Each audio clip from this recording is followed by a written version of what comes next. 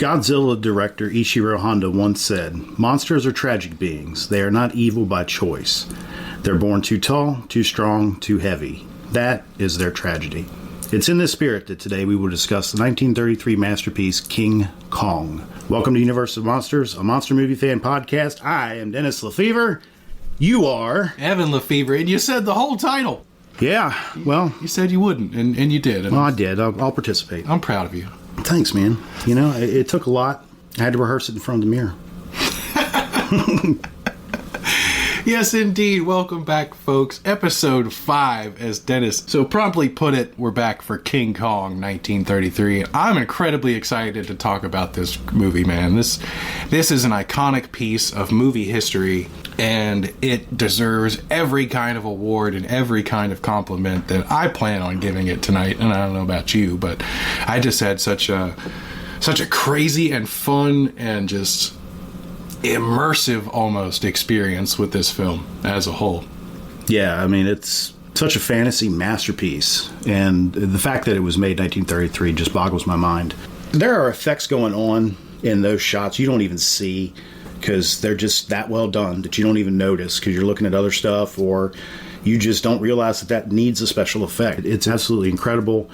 It's perfectly paced from beginning to end, and when they were putting the final cut together, they debated on the length at some points, adding in sequences here, taking some out and stuff. And I think if it had been any different at all, we wouldn't be having the same conversation about it. I couldn't agree more, honestly.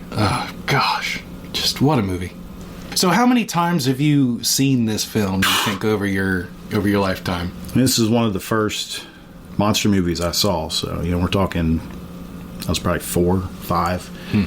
This was one of the first VHS tapes that Dad got.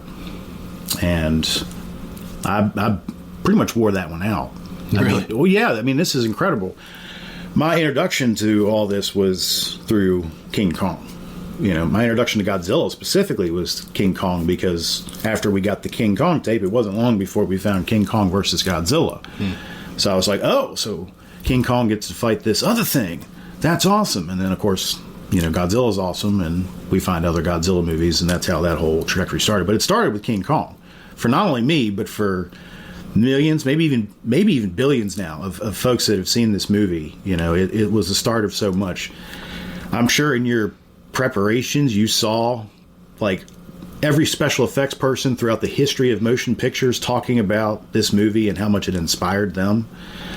And I've talked to a lot of just everyday people, especially the older folks, that just absolutely love this movie, and they all gush on it, deservedly so. I mean, this is part of Americana. If you really look over the course of sci-fi, monsters, horror, and all that, you would try to rank the films, and it almost has to go Star Wars and Kong at the top. But which goes at the top? At least in my world, it does. How many versions of this have you had? So you said you had the VHS from Dad that you wore out, so that's at least one. Yep, I had DVD, and I got the Blu-ray. No 4K yet. No 4K yet. Okay, something to look forward to. Yeah. So I've had on every format. It's always been a central part of my collection. I've had to restart my collection a couple times over the years. Thanks to our lovely government just crashing the economy around us, Had to sell some stuff to get by sometimes. So I had to restart a couple times, and this was always a central one. And it's a top shelfer for me as well. So it's just such a fun adventure, and it's a good cheer you up kind of movie, too. Good for a rainy day. Makes a great double feature with Godzilla, especially on a rainy day. For me, it's like Christopher Reeve's Superman and Godzilla and Lord of the Rings. It's like kind of in that universe right there. And I think I might be adding, I don't want to get ahead of ourselves, but I might be adding Nosferatu to that grouping.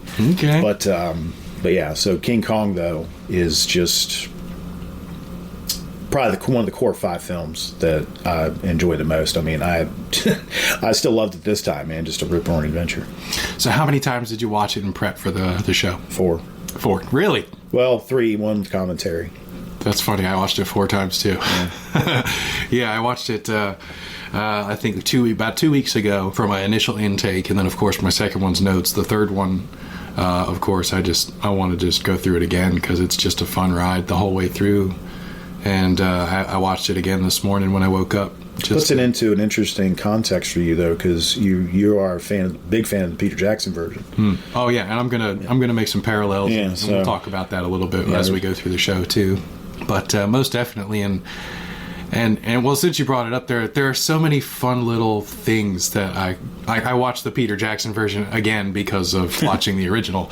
So like there are so many things that I noticed that were just nods and little winks to the classic version. Yeah. And I just found it so much more enjoyable. And I'll try not to make too many references to the Peter Jackson's version because we are, of course, here to talk about the original and the groundbreaking movie that it is. Is there anything else you want to say before we get into this month in Monsters? Because I know you're No, because I really want to get to this month in Monsters. All right, well, let's do it. This month in Monsters.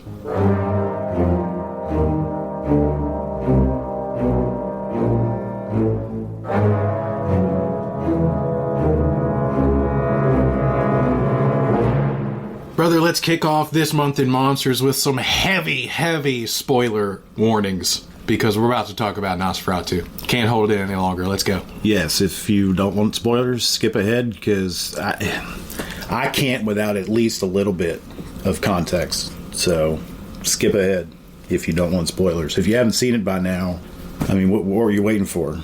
Yeah, you're missing out for sure. So let's talk about our overall experience with it, just as a whole. How was your experience going to the theater with your wife, hopefully, correct? Yes. And that went well and everything went as planned? Oh, we had a absolutely incredible romantic evening. It's one of those, dates and stuff you have where you can, it kind of makes you, it brings you closer together and it makes you want to fight harder, just, to stay together because it gets rough. But we did go on the date to the theater with it and then came home. We went on Christmas Day when it opened. We went to the 4:30 showing of it, which was considered a matinee, so the tickets were cheaper.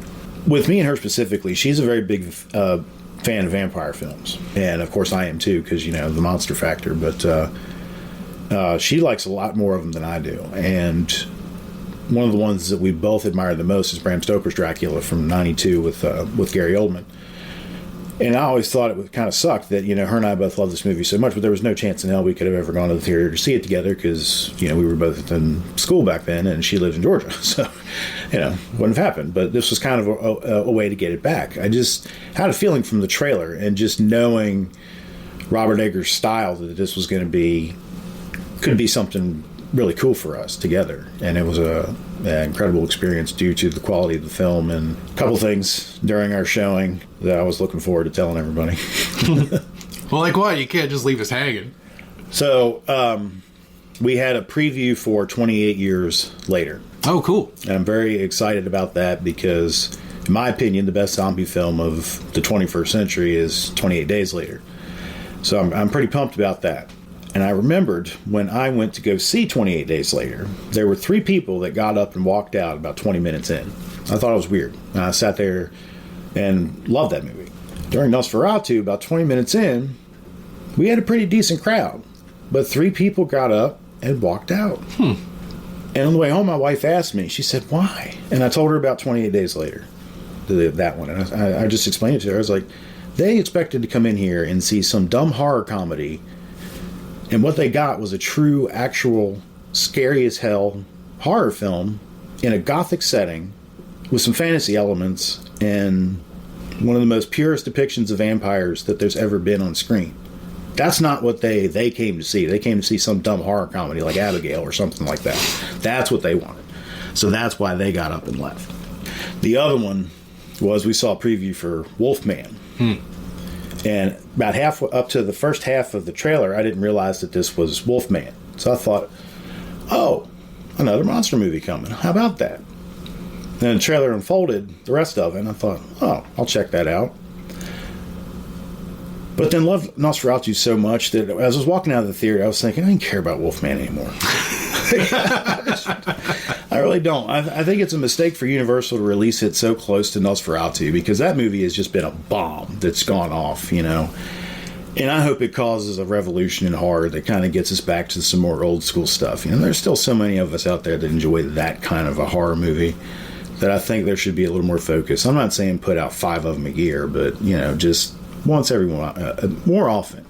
You know, I never thought a vampire movie like this would ever get made ever again. We were off with them sparkling and, you know, falling in love and, you know, going to high school and all kinds of other stuff. And some of that stuff was enjoyable and fun. And, you know, I like True Blood. That was a pretty fun show. But really going back to the deepest of roots was one of the incredible parts about it for me. I caught it with the mother-in-law and the wife. I think it was a 12 o'clock showing on like a Saturday or Sunday, so it was pretty empty in there for the most part. Really peaceful, and pretty much everybody in there was really into the movie, it seemed, because there wasn't a lot of noise, there wasn't a lot of distraction going on. And one of the things that really stuck out to me the most was Ingrid was sitting on my right, that's my wife's name, and she audibly a couple of times during the movie was like, wow, like said wow a couple times, just because of the cinematography. Really? Your wife says, wow. Okay.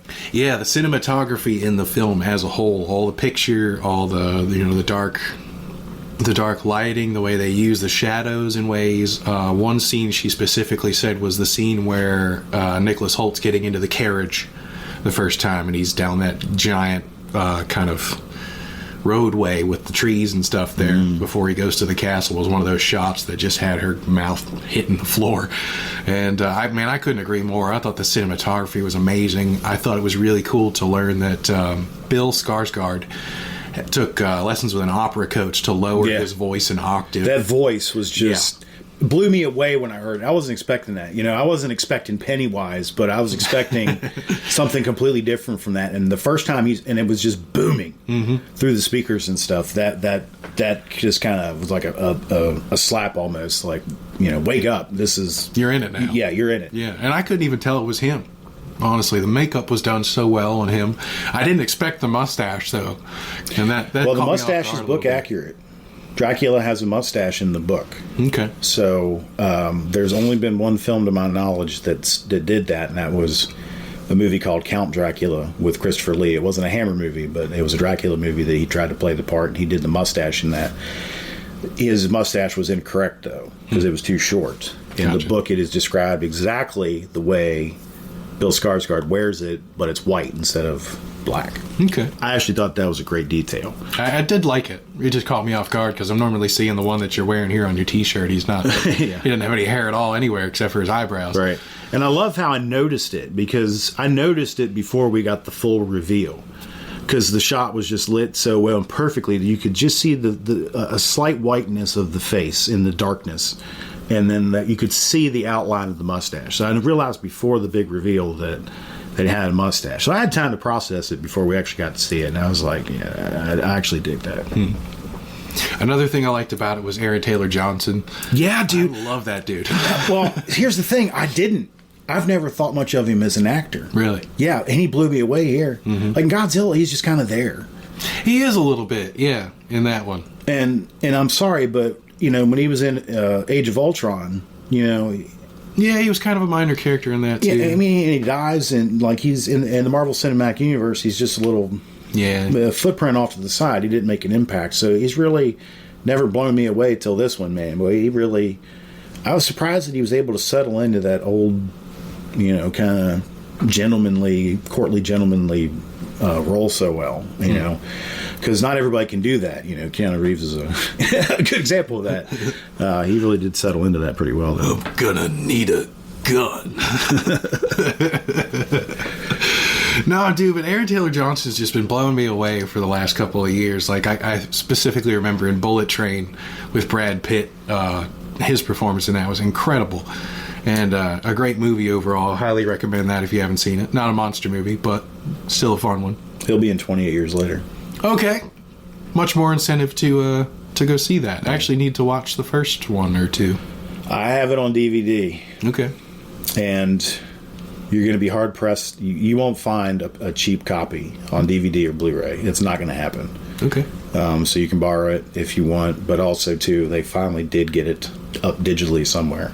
Nice. Big issue with rights issues and stuff. So the DVDs and Blu-rays are out of print. Nobody was streaming it at all. But thankfully, since the new one's coming up, they found a way to get it up there so you could rent it. I think from Amazon maybe, but somewhere on the web you can rent it and watch it. Thankfully, because a lot of people will have to brush up because a lot of people haven't gotten to see it in a long time. I need Aaron Taylor Johnson as Green Arrow. That's actually not a bad idea. That mustache, bro. Yeah, he could pull that off. Yeah, he could. I think he would actually pull that off pretty well after what I've seen him do here in Nosferatu. I actually do think he can pull that off. Mm-hmm. Now, another thing that really blew me away with performance-wise was Lily Rose Depp. Oh, yeah.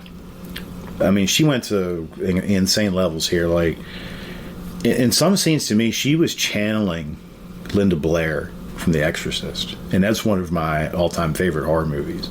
And one of my favorite horror novels as well. I mean, she just... And she played The Innocent so well. And, you know, my wife was so struck with this movie. And that was one of the things for her was Lily Rose Depp. The wardrobe and that thing she wore around her head. I don't know what it's called. But, you know, that thing she wore around her head. It's like a halo or something. Bonnet, maybe. Yeah. I don't know. She thought that was really cool. But she really enjoyed Lily Rose Depp's performance. Like, for my wife, it's going to be like an iconic performance for her. Like, I mean, when we left, it was probably, we had been home for about 2 hours afterwards. She said, so I want to watch that movie when it comes out. I want you to get the 4K and I want us to watch it every Christmas season. Nice. And I was like, yeah, I'm kind of there with it too. Like, it had that much of an impact. I mean, I was looking for it to have the Lord of the Rings type impact on me. That's exactly what it did. So, yeah, it's there. It's a Christmas movie now for us. And I'm so happy it is. But Nicholas Hoult, great. A great performance. This dude's in everything. I mean, it seems like he's popping up every time I see my wife scrolling through trying to find something while I'm reading. It's Nicholas Holt's in every other one or something like that. It's crazy. I cannot wait to see him as Lex Luthor. Yeah, I mean, I think that's going to be great. And I know that a lot of people are tired of seeing Lex Luthor in Superman movies, but you can't have Superman without Lex Luthor. It's like having the Joker, not having the Joker with Batman. That's not going to happen. Mm-hmm. So, yeah, I'm definitely excited for that. For that too, and I think Willem Dafoe here was dude, my favorite character in the whole film. Yeah, I think he was perfect. I think he outdid Anthony Hopkins here in the Van Helsing type role. Schnapps. Great performance, and I liked how he had the knowledge, but ultimately it really didn't come down to him doing it. I liked that's one of the more interesting parts of the Nosferatu version of the Dracula story is there's a Van Helsing character there that's is a nice addition to it, but he's not the determining factor in the end. That was nice, and I won't spoil the end, but he's not the determining factor, and I think that's really, really awesome. I was blown away by all the cinematography. It had that epic Lord of the Rings type feel to every shot. Meticulously planned out the locations and the angles of the locations and everything. And when I was probably kind of bursting into my teenage years, I started really studying into vampire folklore around the world. I got some books about it, really dove into it. And this movie really nailed the folklore vampire, which of course Robert Eggers is famous for that now. Especially now, but even before that, he was famous for that with The Witch. It was a great movie. But, yeah, definitely the Lord of the Rings vibes for that. With the cinematography and the locations and all that. That was absolutely incredible. My wife loved that part of it, too. It made it feel like it was so much more big and epic than it was. Because, I mean, this is a low-budget horror movie, but it pulled it off to make it look like it was a $200 million movie. So overall, I'm thinking I'm rating this one a 9.5 out of 10, just from my personal experience. It was a little long. Maybe about 10 minutes, a little too long for me, but I'm going to get over that at some point because it was a phenomenal movie. Well, I heard a rumor that there's going to be an extended edition. Interesting.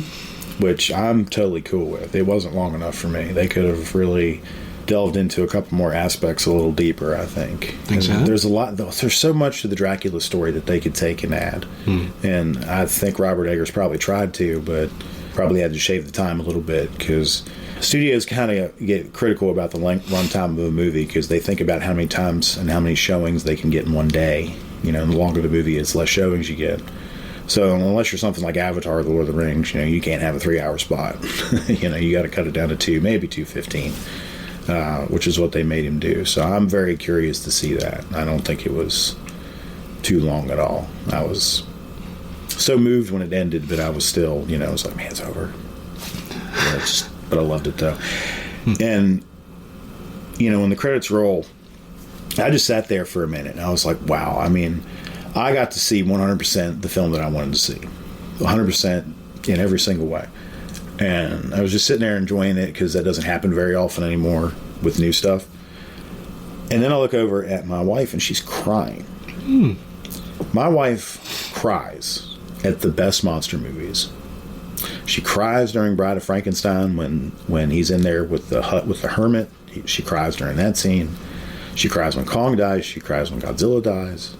She cried when the Wicked Witch dies in The Wizard of Oz. My wife cries at monster movies, and that's one of the reasons why we're almost at 15 years. And that's part of it. She gets that part of me, man. And it was just on full display for this wonderful date during this just incredible film. That's really cool, man. I'm happy to hear that that you got everything out of it, and seemingly more than you wished you would. On the topic of vampires, I mentioned last episode that I was going to read Dracula vs. Zorro that I had recently picked up, and I did just that. I'd like to give a shout out to the writer Don McGregor, the artist Tom Yates, the inker Rick Magyar, and the colorist Sam Parsons working on this 2-issue special from 1993. Did not realize that it was that old. But nonetheless, it was a fun ride, and I'm glad I took it. Very dense read. There was a lot of dialogue and narration in it, but at the end of the day, it was still a good experience. I'm going to spoil it a little bit here, so if you want to read it, whatever. Stop or skip, but basically they meet on a ship, and they're both interested in this young lady named Carmelita Rodriguez, and Zorro's kind of hitting on her on the way in, or well, technically Don Diego, which is Zorro, and they're supposed to meet on the deck of the ship that evening. Dracula is there and meets her on the ship, and before that, and he basically kind of has her mesmerized to the point where she tells Don Diego to go away and leave them alone. So then Don Diego dons the Zorro outfit, keeping an eye on them, and sees Dracula bite her, and then fights him on the deck. And then I think the men wake, causing their fight to stop. She ends up becoming a vampire, and they're all headed to the chapel in Notre Dame, France, where there are relics of holy material, like the crown of thorns and the cross that Jesus was crucified on. So Dracula's assistant, Skorka, who is a gypsy, is escorting the casket through the cavernous Notre Dame chapel, and Zorro's going down there after them to find him. Essentially, he kills Skorka, runs away with the lady while Dracula's distracted, and then plants the crown of thorns on Dracula's head, killing him. Turning him to dust. Well, that's an interesting little twist. Crown of Thorns death. There's been so much Dracula stuff that you have to really try to think of an original way to kill him off. Hammer Films came up with some great stuff, so the competition's tight. You're going to be hard pressed. But the Crown of Thorns is interesting. It's never been done before, and there is some folkloric vampire legends out there that say that vampires are allergic to, well, not really allergic to, but are repelled by thorns because they can get stuck in them, and that ties them up till daylight comes, and then they get toasted. That was the supposed reason the vampires were afraid of thorns, especially longer thorns. And in Salem's Lot, they even mentioned that to put hawthorn on the house to keep the vampires out in that movie. So the thorns, it's interesting. Sometimes those comic book crazy cop crossovers are fun. Like that one you got me, the Silver Surfer versus Dracula. Oh, yeah. That was a lot of fun. I couldn't recite the whole plot to you right now. But that was a lot of fun, and that one sounds like a lot of fun. You know, Zorro needs to make a comeback. Yeah? Yeah, I mean, you know, Pirates of the Caribbean got over because it was swashbuckling good fun. It's true. So there ain't a lot of that right now. I mean, I wouldn't call Marvel swashbuckling good fun. No. You know? Like The Mummy with Brendan Fraser. That's swashbuckling good fun. Oh, yeah. We did that. We need some of that in the world again. For sure. Well, speaking of making a comeback, in the one-page epilogue, one of the attendants of the chapel finds the crown of thorns and wonders why it's on the floor, and he thinks somebody's playing a prank on him, so he picks it up and gets pricked by one of the thorns. Yep, okay. And a drop of blood gets put on the dust, and guess Okay. what starts to reform? Okay. And then it ends. So Dracula's making a comeback at that point. At some point, I didn't see anything else with Dracula versus Zorro, but definitely worth a read. And if you're interested in borrowing it, I'll let you borrow it so you can read it. So also got the chance to go over to big old Daddy Denny's house and watch the Howling, which I've never seen before. Yeah, and he did invite me. Yeah, he didn't invite you. I'm sorry. See, he said he texted you or something, but I guess you didn't get it. Well, he didn't. I checked. I was desperate to find one. Well, I'm sorry. Didn't want to invite myself. That's understandable. But the movie was good. I really liked it. I did. It was nice and short, about an hour and a half. I really appreciated that. The makeup, oh my gosh, was crazy, especially when they cut off one of the werewolf's arms and it started just like bubbling. It was nasty, but so awesome. That was the same dude that did the makeups and stuff for John Carpenter's The Thing. Oh, okay. Yeah. How about that? Yeah, because Rick Baker was busy on American Werewolf in London. There were 3 werewolf movies that came out in 1981. The Howling and American Werewolf in London, and another one I think was called Wolfen. So that was a big year for werewolves. So everybody remembers American Werewolf in London more for some reason, but you know, The Howling is just as good. I would have enjoyed watching it with you for the first time, so just rub that in a little bit more about not getting that invitation. But that was one of my first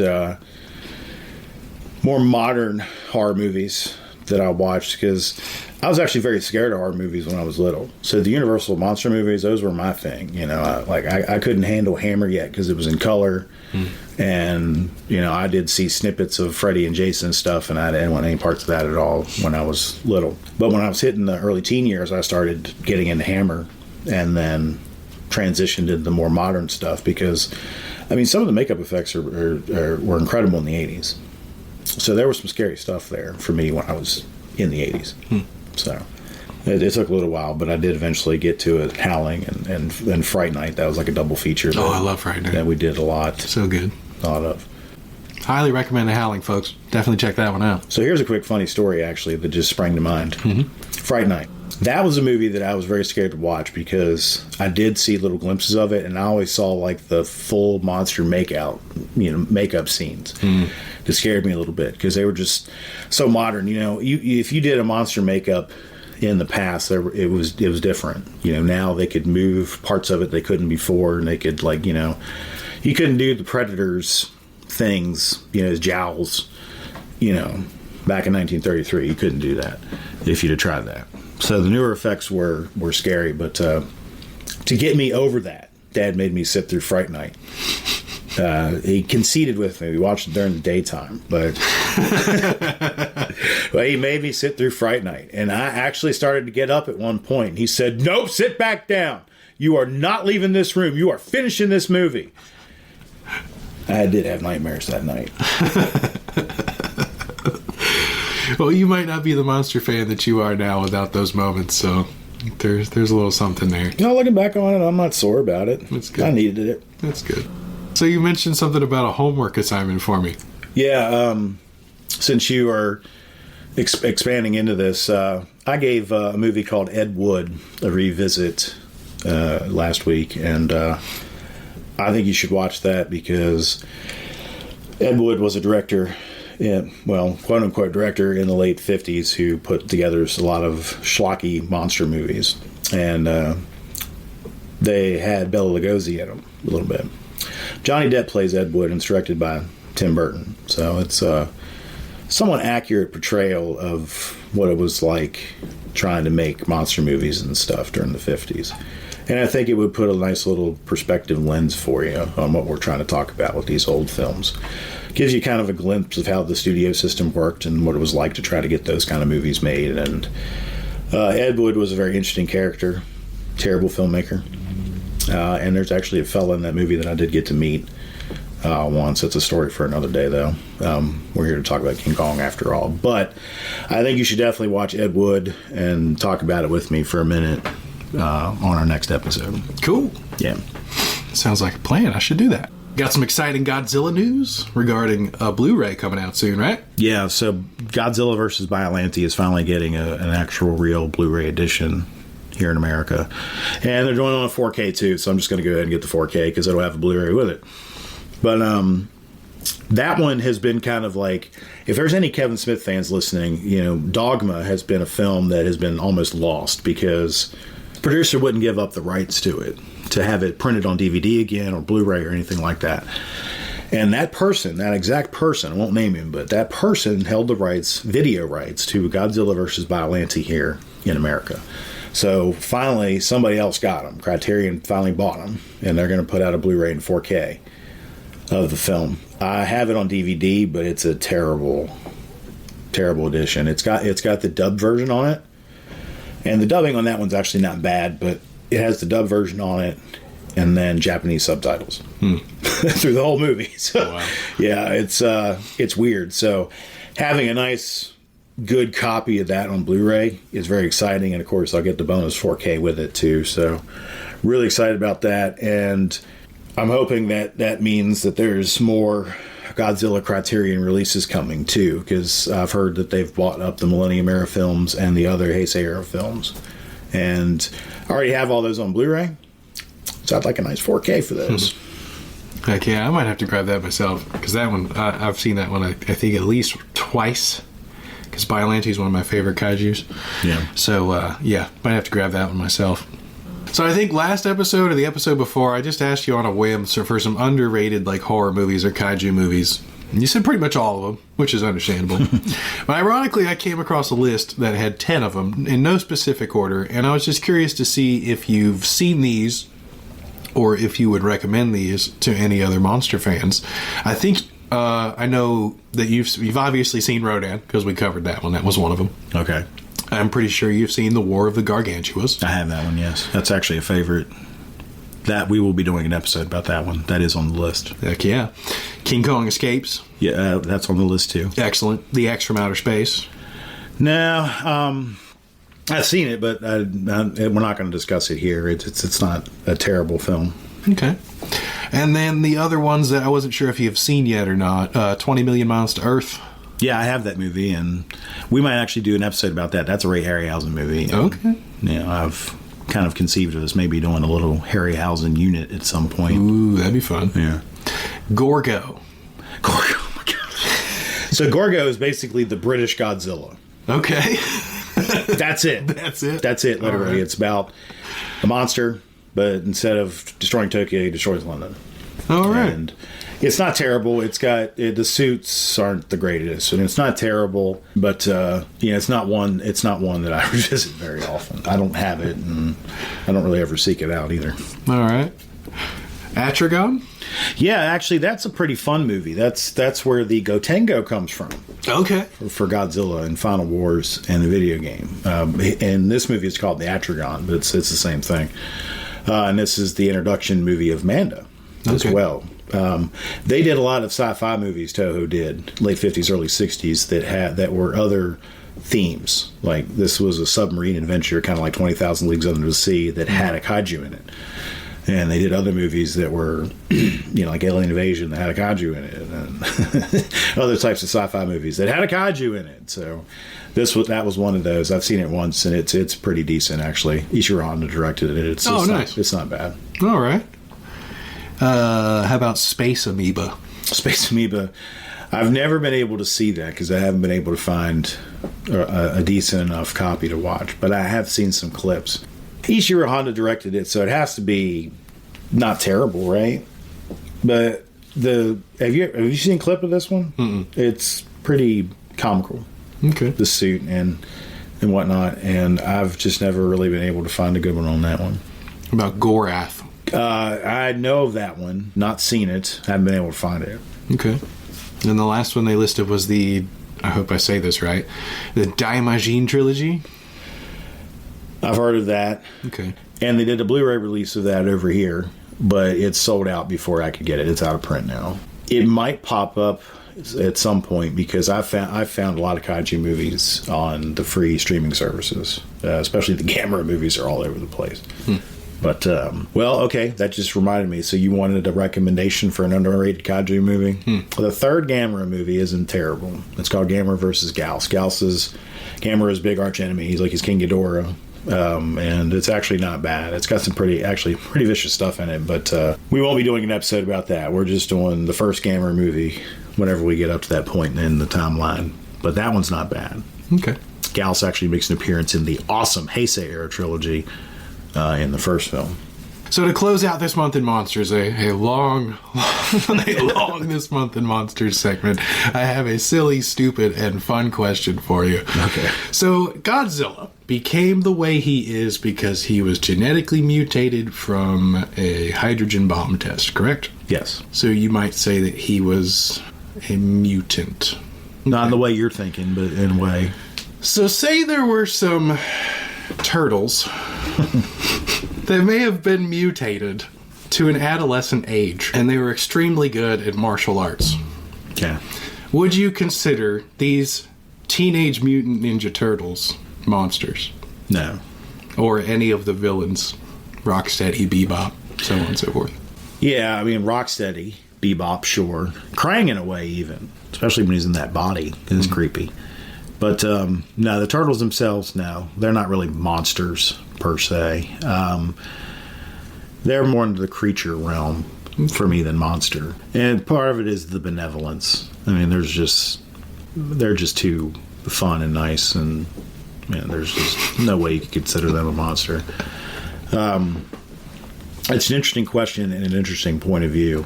You got to figure the fact that they were mutated by different things too. Godzilla, hydrogen bomb, and they never really defined what that mutagen was. It was some kind of chemical, like oozy thing, but they never really identified what it was specifically. They even had a movie called The Secret of the Ooze, and they didn't reveal the secret.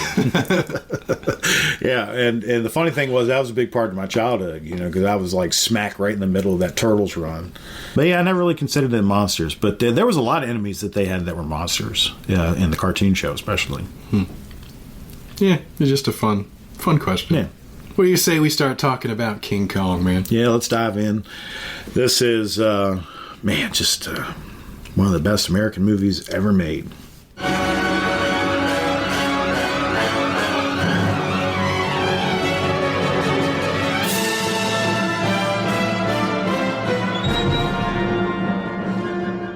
King Kong was released March 2nd, 1933, produced and distributed by RKO Radio Pictures.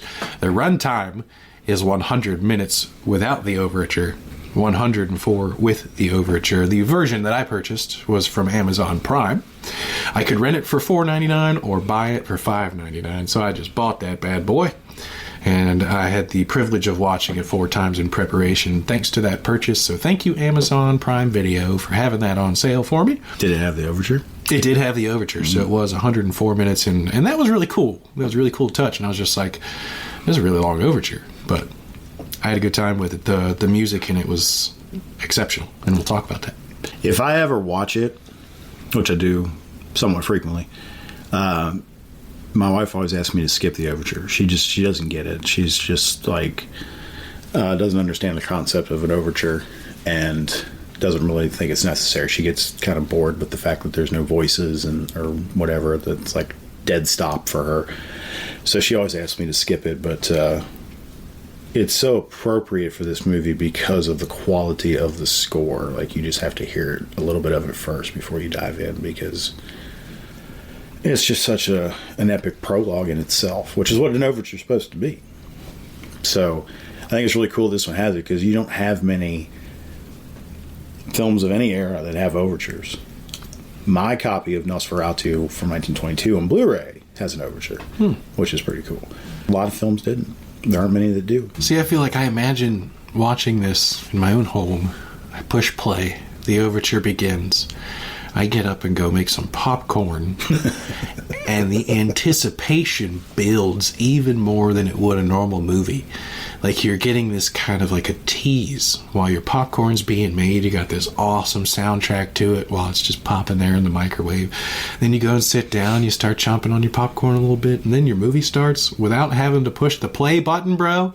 Oh, it's perfect. This film is directed and produced by Marion C. Cooper and Ernest B. Schoedsack. Story by Edgar Wallace and Marion C. Cooper, and Edgar Wallace ended up dying in 1932.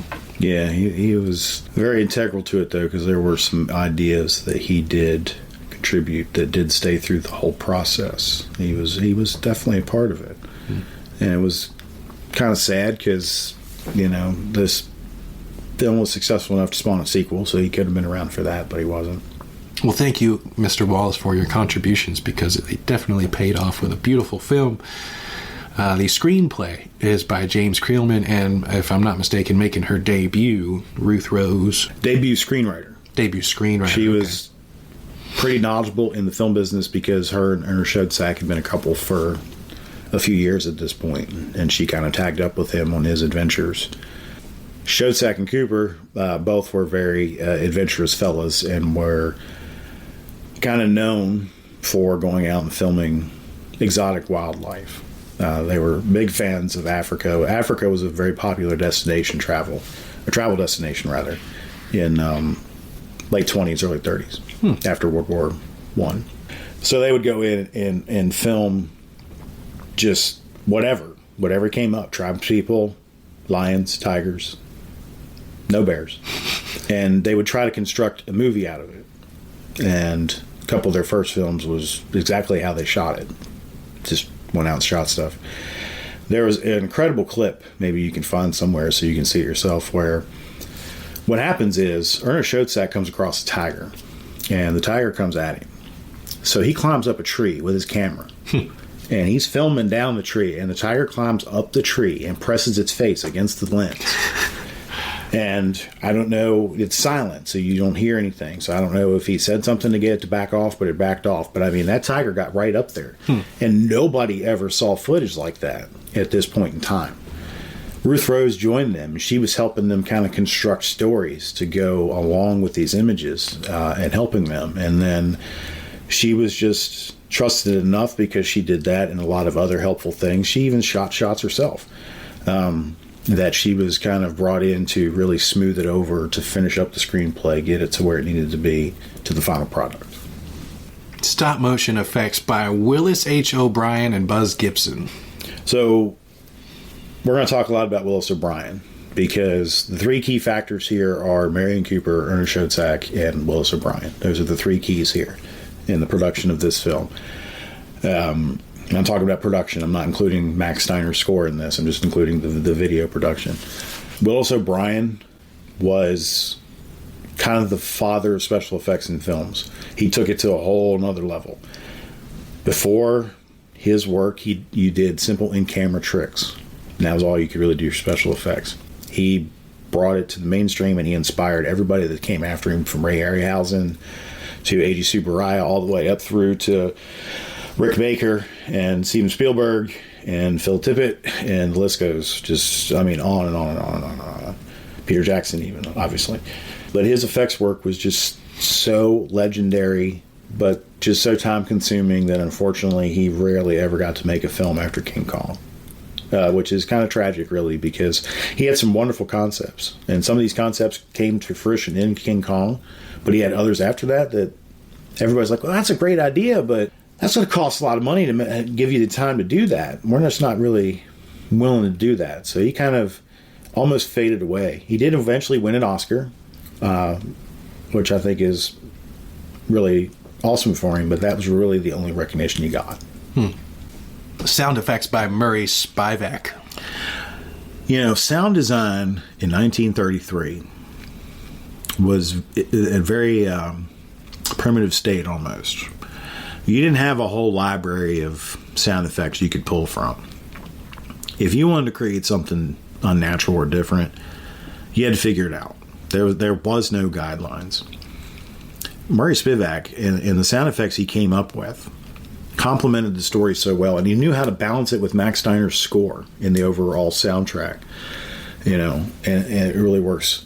Kong's roar is a lion and a tiger intersecting. One's going backwards, one's going forward.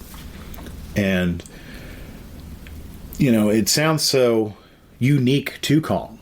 And that sound effect is used in other films later on, and I can hear it when it comes up.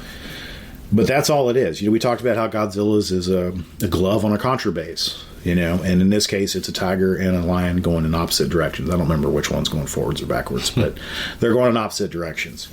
One of the creatures, I think it was the Stegosaurus, was actually Fay Wray's voice slowed down. Huh. Don't quote me on which dinosaur, but one of the dinosaurs was Fay Wray slowed down. Okay. That's neat. And that was Murray Spivak's idea to do that. And he had to come up with all the jungle effects and sound effects. And he spruced up the Skull Island Native celebration or whatever they were doing there, the ritual they were doing. He spruced that up. So he would have done the tree cracking when... Yeah. Oh, yeah. Wow. Yeah. Because that was great. Yeah, and they probably did that themselves. Because, again, you didn't have a big back library of sound effects. You only had sound in film for 4 years at this point. So you just don't have that backlog. You had to go out and do a lot of it yourself. But yeah, the tree cracks are pretty awesome when they do come about. So the last person I want to talk about behind the scenes and behind the camera and behind everything is Max Steiner that you've already mentioned. The music is by Max Steiner. And even though King Kong was not the first important Hollywood film to have a thematic music score, it's generally considered to be the most ambitious early film to showcase an all-original score. And dude...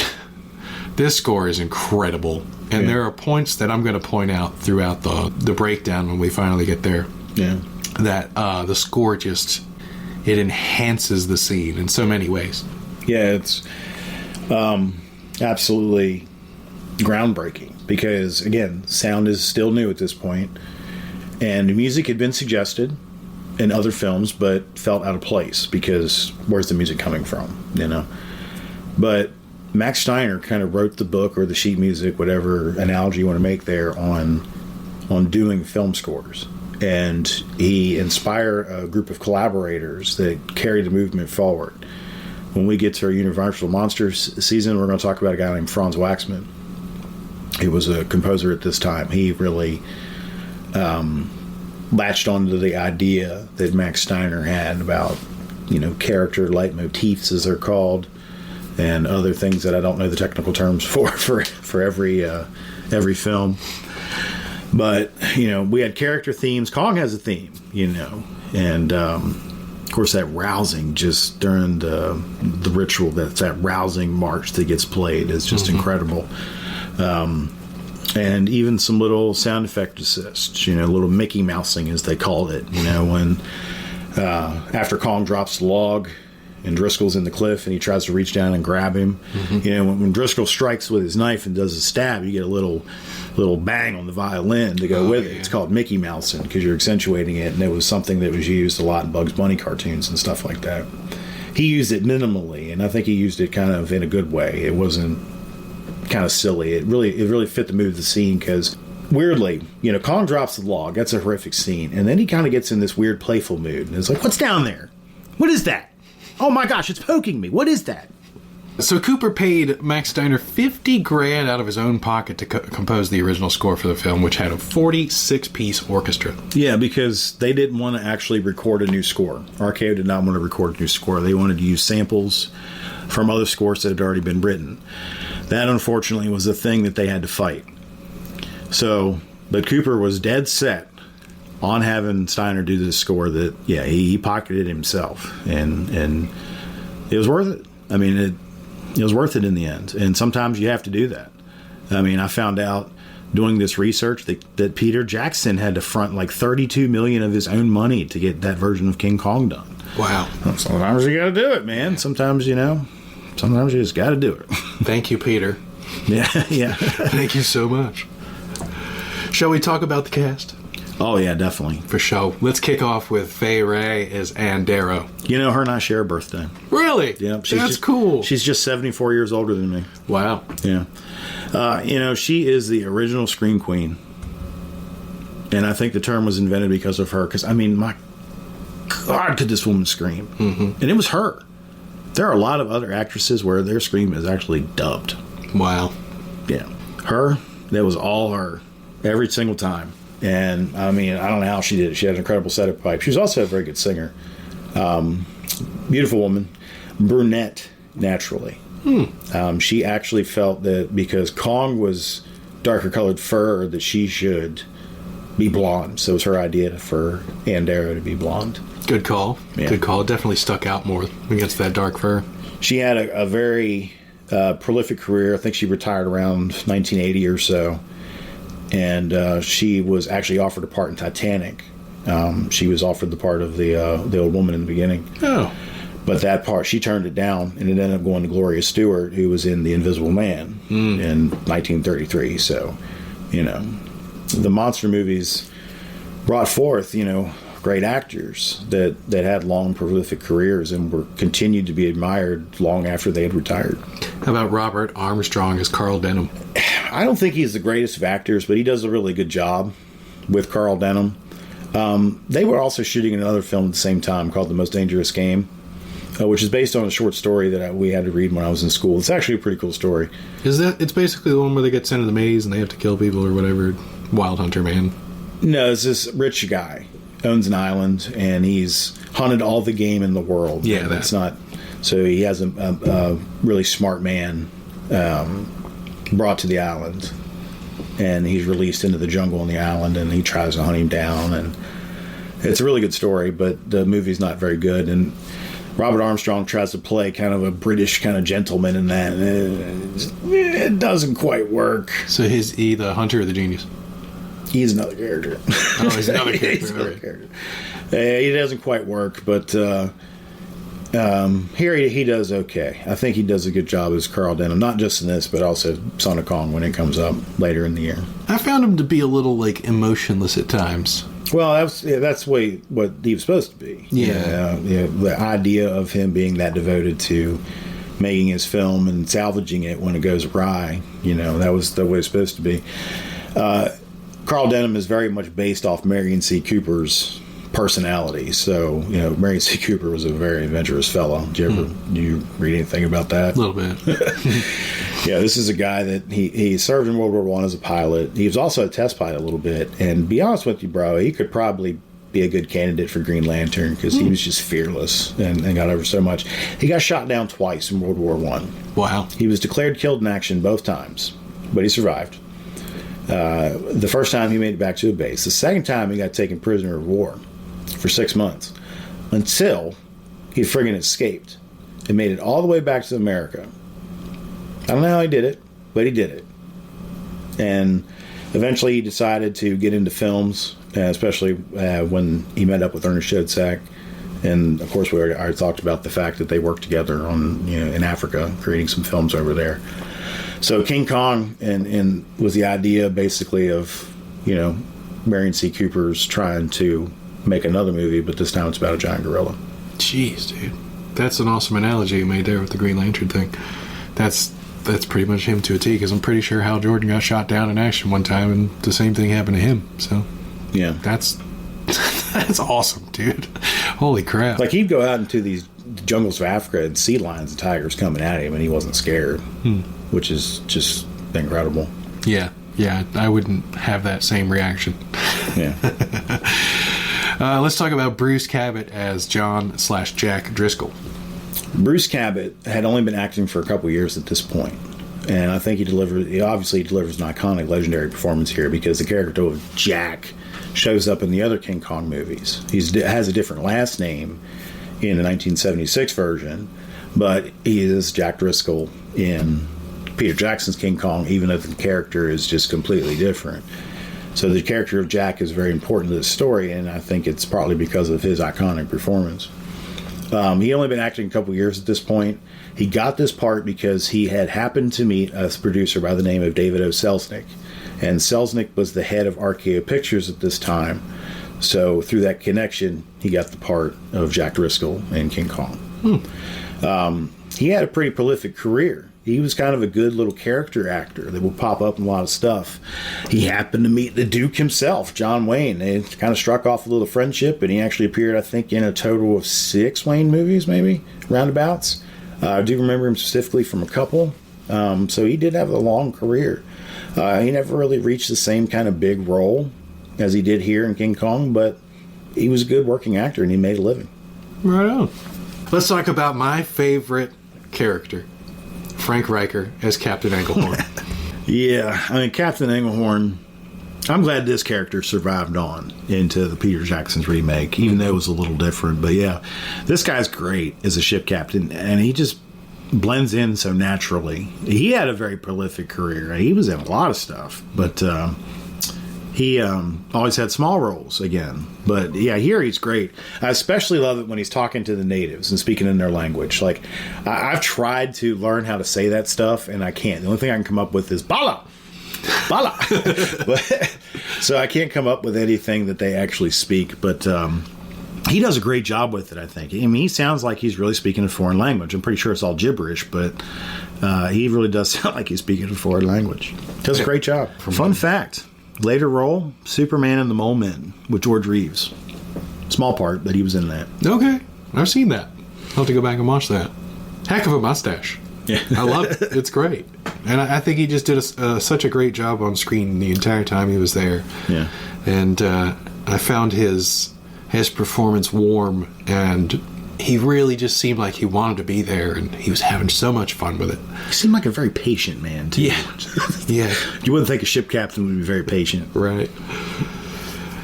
Sam Hardy is Charles Weston, there for about 10 minutes or so. Yeah, it's an important kind of setup, though, because it really... gives you a lot of information to kick off real quick. Yeah, real quick. And it kind of gives you a really good introduction to Denham's character, because you see Denham's desperation and it doesn't matter. And Weston's kind of like, you're never going to get a girl. And he's like, I get a girl, tonight, and storms out and all that. So we get and it sets up the story. He doesn't, I think he wears that suit very well. Like, he looks like that kind of a guy, and especially with the cane. I really liked Weston's part in there. He's the first character that speaks in the movie. And he talks to that guy that's standing on the port there, and you get a lot of quick information. And he's very, very to the point. Doesn't really beat around the bush much. I wish I'd have been with you when you watched this, because the simplicity of this, and you saw Peter Jackson's elaborate rendition, and now you see the more simplified version. That simple setup, like which we'll talk about when we dive into the film specifically here in a minute. First 10 minutes, we're like setting sail. Yeah. You got a whole 40 minutes of setup for Peter Jackson. Yeah. Noble Johnson as the native chief, man. Wow. Yeah, this dude had a nice career, considering the fact that he was a black man during the 1930s. It was very hard for black actors to get work, anything that was any kind of juicy. He was a very good actor, and yeah, he puts on a dynamite show here. He is so scary and threatening. Like, the way, you hear Englehorn speak the language, and then you hear the way he shouts it back is very frightening. He's a very effective actor. He was also in The Mummy with Boris Karloff. He plays his servant. Okay. He doesn't have a very big part in the movie, but if there was a need for a black actor, he was usually one of the top calls for that. He had a prolific career. He really tried to get bigger roles for African American people in films back then, but unfortunately at the times they weren't with that, so he was held down, but puts on great performances. Yeah, he didn't hit a home run. He hit a grand slam with this one, dude. Yeah. How about Steve Clemento as the Witch King? Well, I mean, yeah, he blends in well with it, but I mean, he's barely there, and it was just a thing of the time again. I'm not even sure exactly what it is he says. It's he says that they've tainted the ritual, right? But the way he says it, and the language, the way he pronounces it, it sounds very natural and stuff. But and it was just, I can't reiterate enough. It was not a good time for black actors in Hollywood during the 30s. Kind of another background character. And the last one I'm going to announce in the cast is James Flavin as a second mate. Who? James Flavin as the second mate. Yeah, I didn't really have a whole lot on him either, but figured it was worth a mention because he was listed in the last part of the credits. Yeah, well, I mean, it was, it's just the crew to me ends up being interchangeable, other than Jack Driscoll. They really do, and I think that was by design. I don't think they really meant to have depth characters, but. You had a certain number of names you could put in the credits, so he just might have gotten the extra nod above some other crew member. I would like to mention Victor Wong plays Charlie. I like Charlie. Yeah, Charlie's a fun character, but so stereotypically racist for the time. Mm-hmm. Chinese actors, unfortunately, were having just as hard of a time getting good, serious parts as the African-American actors were. So, but at least he got a part, right? He got paid. And Charlie does show up in Son of Kong as well. Cool. There's an interesting line Charlie has that we'll talk about when we get there, when we discuss the film. But I just wanted to shout out to Victor Wong because he kind of gets overlooked in the history of King Kong for his very small role. So on a $672,254 budget, it earned $1,845,000 at the box office the first time around. Now, mind you, movie tickets costed a dime, and it made nearly how much? $1,845,000. So nearly $2 million. Mm-hmm. The first time around. A dime, yeah, the first time around, because it did get reissued a few times over the years. It was that popular that it kept getting brought back, and that was how how the legend started. And then, of course, when it got re-released in the 50s, it drew big money over here, and then it drew big money over in Japan, and that started off the idea for let's do a Godzilla movie. In 1991, the film was deemed culturally, historical, and aesthetically significant by the Library of Congress and preserved in the National Film Registry. Yeah, why did it take so long? I mean, seriously. It's rated as the greatest horror film of all time by Rotten Tomatoes and 56th greatest film in general of all time. I don't really call it a horror film. To me, it's more of a fantasy. It's a little scary. Oh, yeah, sure, it's scary, but Jurassic Park is scary, but it's not a horror film. Fair point. The movie was not shown in Nazi Germany because it was thought a threat to Aryan womanhood, even though it was allegedly Hitler's favorite movie. Okay. Yeah. Just interesting. Thought it was worth a jot down. I guess they thought Ann Darrow was Aryan because she had blonde hair, I guess? Is that what I'm picking up from this? That's what I was picking up too, yeah. Okay. The film was colorized in 1988. Did you see that? Yes. Oh my God, that was so... It just... No. No? It did not work. It just did not work at all. Colorization wasn't a great process back then either. It's improved now, but it's just still weird. I don't know how it looks to somebody who's never seen the black and white version. I really don't, but yeah, we watched it once. Dad and I did on TV. It came on, and he was pissed. Oh, he was just so pissed. So to close out our first part here, titles in other countries, not very many. Not very many. But in Germany, it was The Fable of King Kong. In France, it was King Kong, the Eighth Wonder of the World. That was the working title at one point in time, too.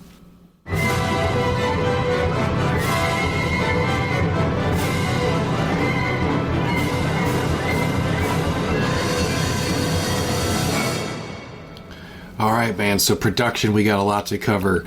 So let's talk about a little bit of the early stages. Then we'll go into the filming processes. For example, the Dunning process, the Williams process, and of course, the Saunders process. And then we'll talk a little bit about the island a little bit. And then we'll talk about the Empire State Building in New York a little bit. How's that sound? Works for me. All right, man. So let's kick it off with RKO greenlighting Kong because of the bottom line example of a movie called Ingagi and the formula that gorillas plus sexy women in peril equals enormous profits. That's how it was sold to them. But that wasn't the idea of what was Marion C. Cooper and Schoedsack had in mind at all. Not at all. There was going to be a beautiful blonde in it, but that was not what they planned at all. This was an evolution film for them. They had done these, they called them natural dramas in their previous films. And this was supposed to be a natural drama, but with a slight fantasy lean this time. Cooper's original concept was just Kong, a gorilla.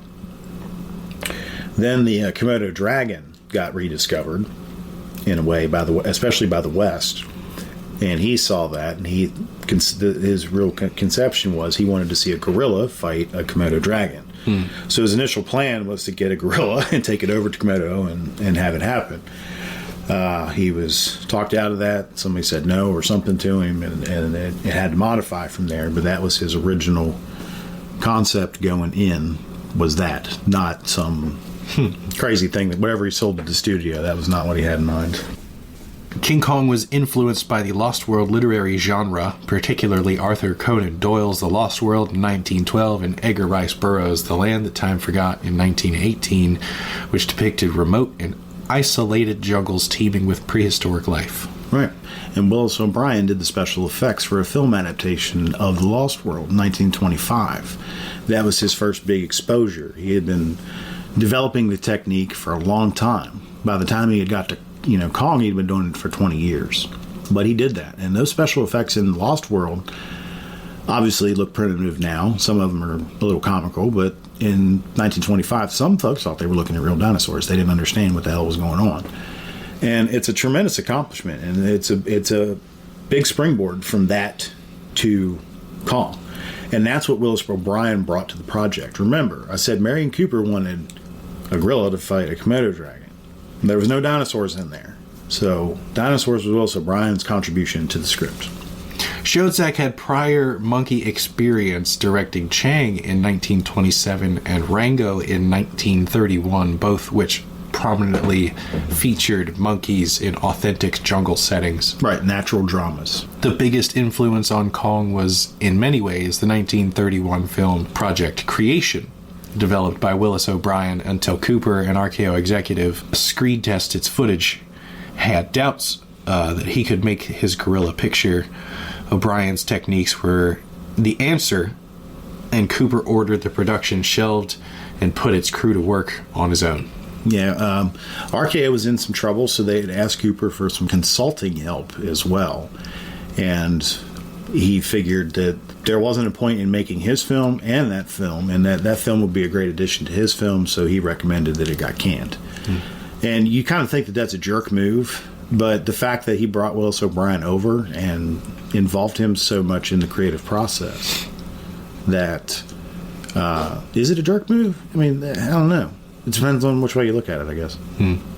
The only time King Kong appears in the film is on the marquee above the theater where Kong is being exhibited. This was added after the scenes were already shot. The project went through numerous title changes during production, including The Beast, the original title of the draft Edgar Wallace in RKO files, then The Eighth Wonder, The Ape, King Ape, and finally Kong.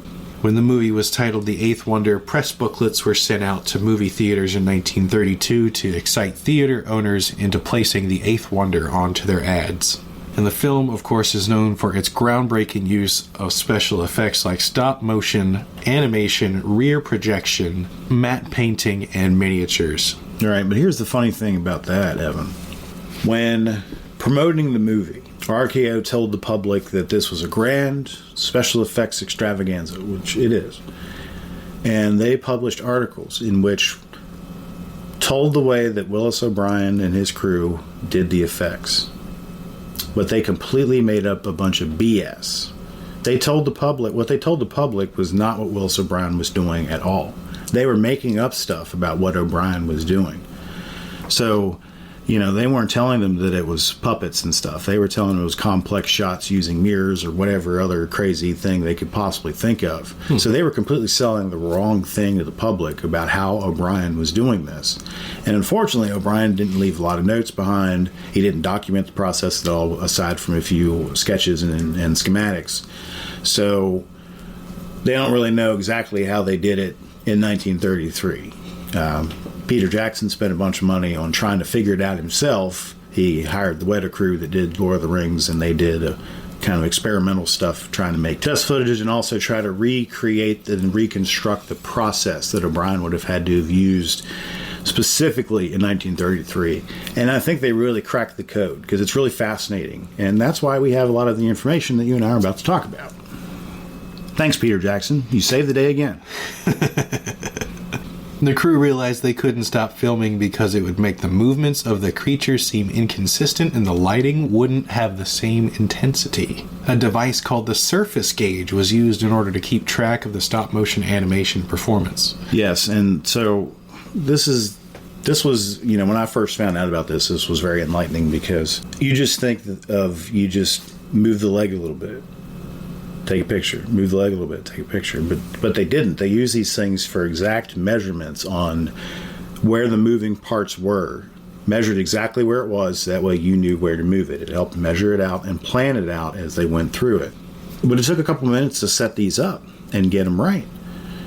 And then you had also considered the fact that all the puppets their feet were locked to the floor by nuts and bolts, or else they would fall over or they wouldn't be able to hold weight. So you have to, if you want to move the foot, you have to unlock it, do that, put it back. So this process is why it was so slow, because you would be spending 10 minutes trying to set up one frame of film. The fight between King Kong and the T-Rex took 7 weeks to complete. Right, because again, you take 10 minutes setting up one frame of film. So let's do the math here real quick. So you have 24 frames a second. If you get 10, they considered you to be on task if you could get 10 frames in an hour. 10 frames. So it takes you 2.5 hours to shoot a second. Keep multiplying that up, and before you get to it, in a minute, you have to take 1,440 frames to get 1 second of film. Jeez. 10 minutes a shot. Yeah, so it adds up. And the more complex it gets, of course, the longer it takes. And when we get into the T-Rex fight, when Kong throws the T-Rex over his shoulder and they do that like snapmare takeover kind of thing, that was really complex to set up because you had to, you're balancing the creature on those, what were those things called? I can never remember what those things called. The measurement tools that you just mentioned? Oh, the surface gauge. Yes, the surface gauges. You had to set them up so the character, is upside down in the air, right? And then you have they had little stands that could kind of help hold it up. But, positioning it when it's upside down has to be a lot harder than positioning it when it's right side up, right? Shall we talk about the film processes? Well, we can a little bit, but I wanted to break down a little bit more about this, the animation process and what Weta discovered as they were doing this. Okay. Because I thought it was really interesting. So they discovered that, and this might go into the processes a little bit, so maybe this will be a good segue. Who knows? We'll see. So Weta tried to reconstruct exactly what they did, and they discovered that how layered the shots were, especially during the T-Rex fight. You have plants in the foreground, and of course you have Fay Ray in the tree, and then you have Kong and the T-Rex.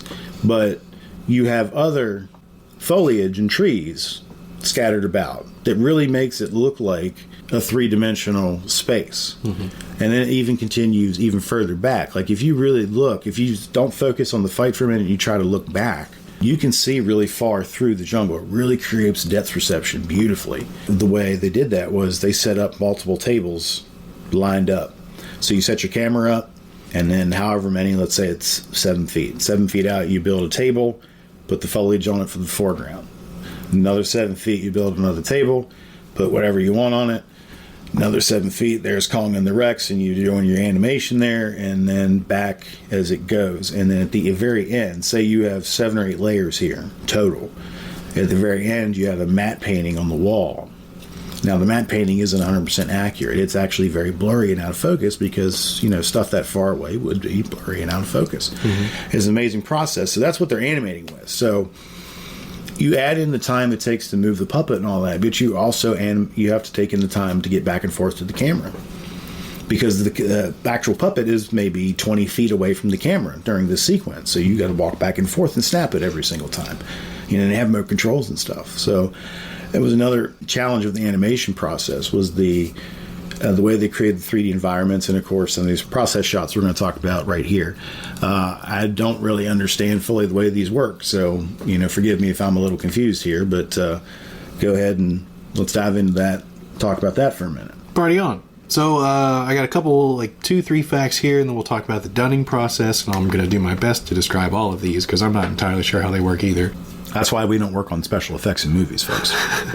The Williams process, of course, and then the Saunders process. So let's kick off with the hardest part for the effects crew to pull off was to make the live-action footage interact with the stop-motion animation and make the humans and inhabitants of the island seem believable.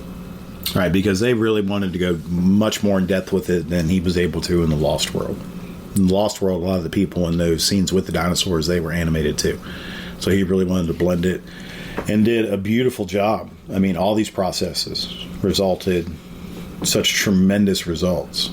The most complex shots where the live-action actors interacted with the stop-motion animation were achieved via different techniques, the dunning process, the Williams process, and in order to produce the effect of the traveling mat.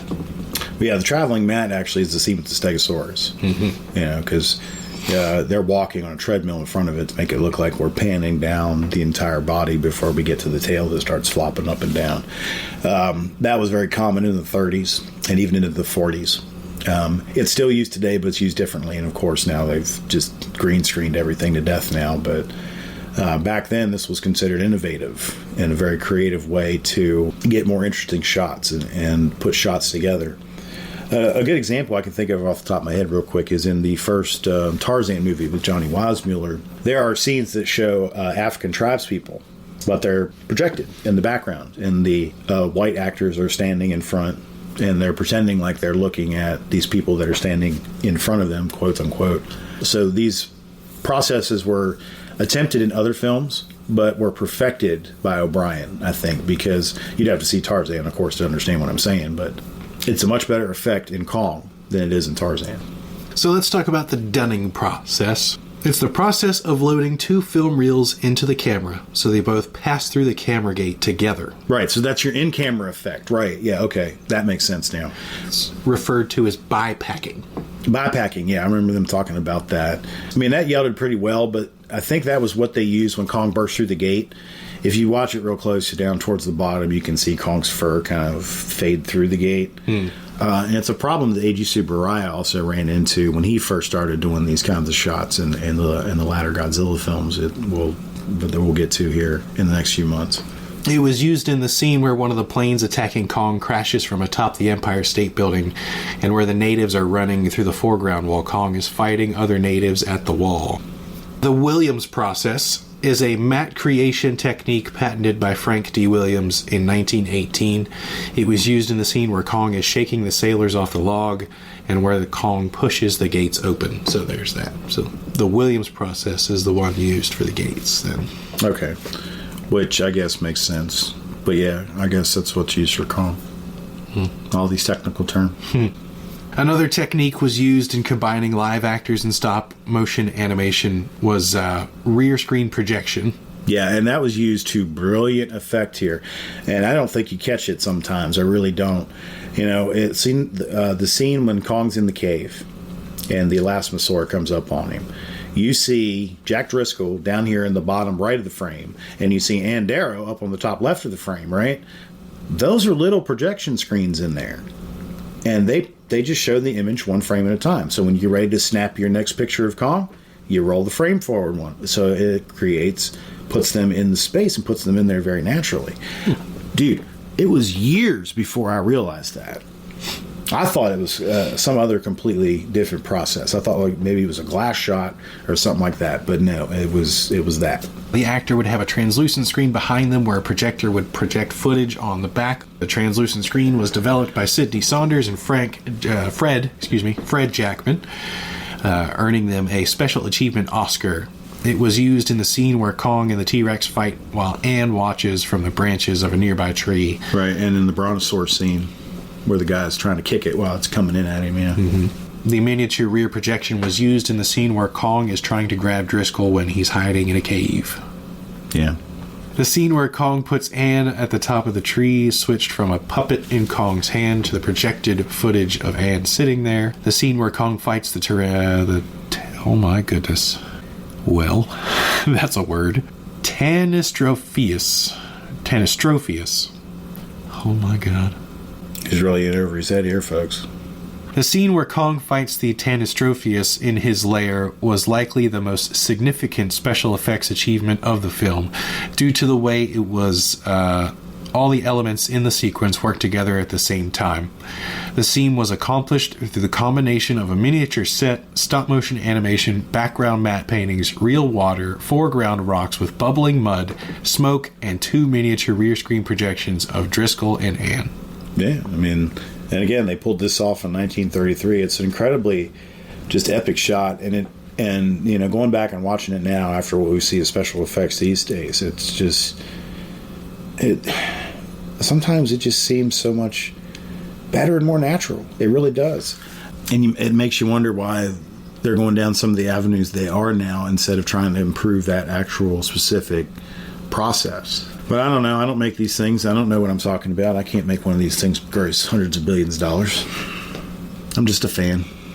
The backdrop of Skull Island, seen when the Venture crew first arrives, was painted on glass by matte painters Henry Hillick, Mario Larranaga, and Byron L. Crabb. Boy, I am butchering names today. Well, he gets it with the names, folks, yeah. So good old-fashioned, well, I guess it's not old-fashioned at this point in time, but a good old-fashioned glass shot. Where they would paint a background onto a piece of glass and put that on the frame, and that would snap it that way. It's an in-camera effect. They use that in Dracula with Bela Lugosi when the carriage is driving up to the castle. The carriage itself was real, but all the rest of it, the castle and the mountains and all that rest of that stuff was a glass shot. It's a beautiful effect. It doesn't work quite as well in color, but was definitely very effective in black and white. The background to the miniature set of the jungle was also painted on a few layers of glass to sell the illusion of deep and dense plant life. And it totally works, man. I mean, these shots it just look so deep, dense jungle. It's incredible. Couldn't agree more. Some jungle scenes were filmed on the same soundstage set as those in The Most Dangerous Game, which actually you mentioned earlier, which is filmed during the day while Kong is being shot at night, and also featured Fay Wray and Robert Armstrong in prominent roles. You get away with stuff like that back then. You can't really do that now because everything has to be considered original and unique. It's a lot of these B movies and horror films and stuff use those tricks. I've actually spotted a couple in some Hammer horror films in between, them using the same set but redressing it between two films. Other jungle scenes were filmed on Catalina Island. The Catalina wine mixer. You stole my joke. Sorry. That's funny. I guess it was too easy. It's just a reflex now. I mean, I love that movie, and I've watched it so many times that anytime I hear it in any context, I can't help it. Thankfully, I was able to edit it at that time. Chewbacca mask! It's okay that mine's not movie quality. Many shots in King Kong featured optical effects by Linwood G. Dunn, who was RKO's optical technician for decades.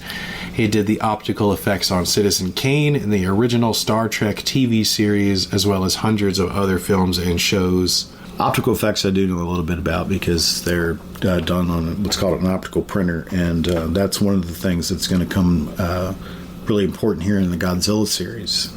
Now that we're moving into the 60s, we're going to start seeing, with King Kong versus Godzilla, we're going to start seeing optical effects that we haven't seen yet. And we're going to see an improvement on a couple of the particular shots that we've seen before. So they had this in the 30s, but it wasn't very widely used. And at the time when A.G. Tsuburaya was getting one, the only other one in the world was at Walt Disney Studios. They used it for their animation films. So these things were very big and expensive.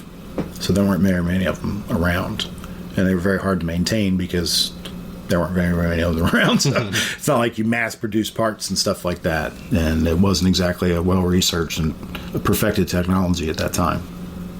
During the film's original 1933 theatrical release, the climax was presented in Magnascope. This is where the screen opens up both vertically and horizontally. Cooper had wanted to wow the audience with the Empire State Building battle in a larger-than-life presentation. Ever the showman, Marion C. Cooper. I think that would have been an awesome effect to experience in person. Oh, yeah, especially back then. And this would have been a very exciting addition to it, especially considering the fact that most of the people that were going to see this movie were dirt broke, you know?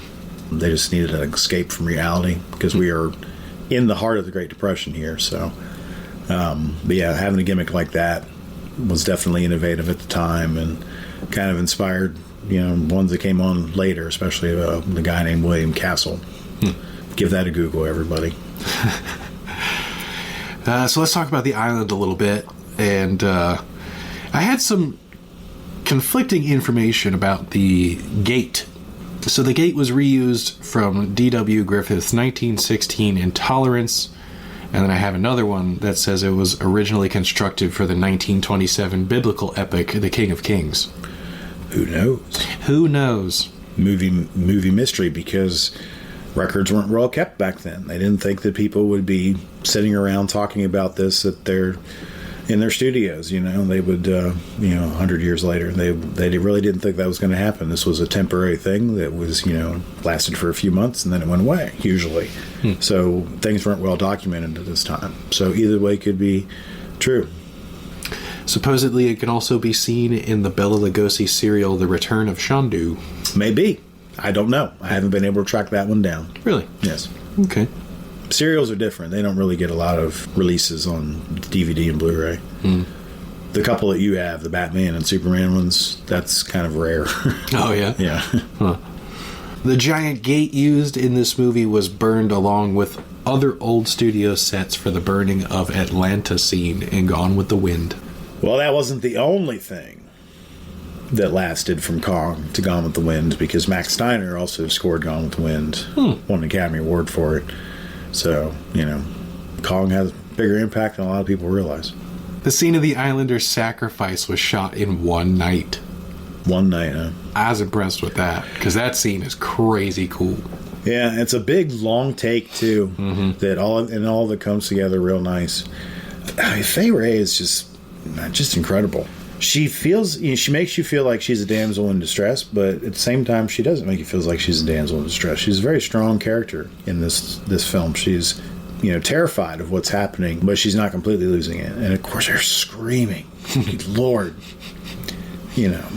Just incredible. But there is a lot going on here, especially very layered, too, because you see these long shots where they're running up the wall and on top of the wall and all this. And I really enjoyed the sequence where they get her up there and they tie her up, because it's just like, once they tie her up, it's just like, this is it. She's toast. It's a great moment. I love the way she plays it, because she doesn't play it as completely, utterly just helpless. She's in a very bad situation, but she's not done yet. That's a cool take. The rocks and landscape were plaster, the trees were actual wood with clay and tissue paper, and the plant life was replicated with real plants and thin trimmed copper. Sounds kind of familiar, doesn't it? But this was the first time. This was the standard setter. A.G. Subarai took inspiration from this. Peter Jackson bought all of the Kong dinosaur armatures. He did. And I watched a little documentary about that the other day. He was showing them off. He also has one of the Kong armatures, too. And it's pretty neat because you can, really get a good look at them, especially now in ultra high definition, showing off on your TV and stuff. And it's neat that they survived, because not much did from something like that.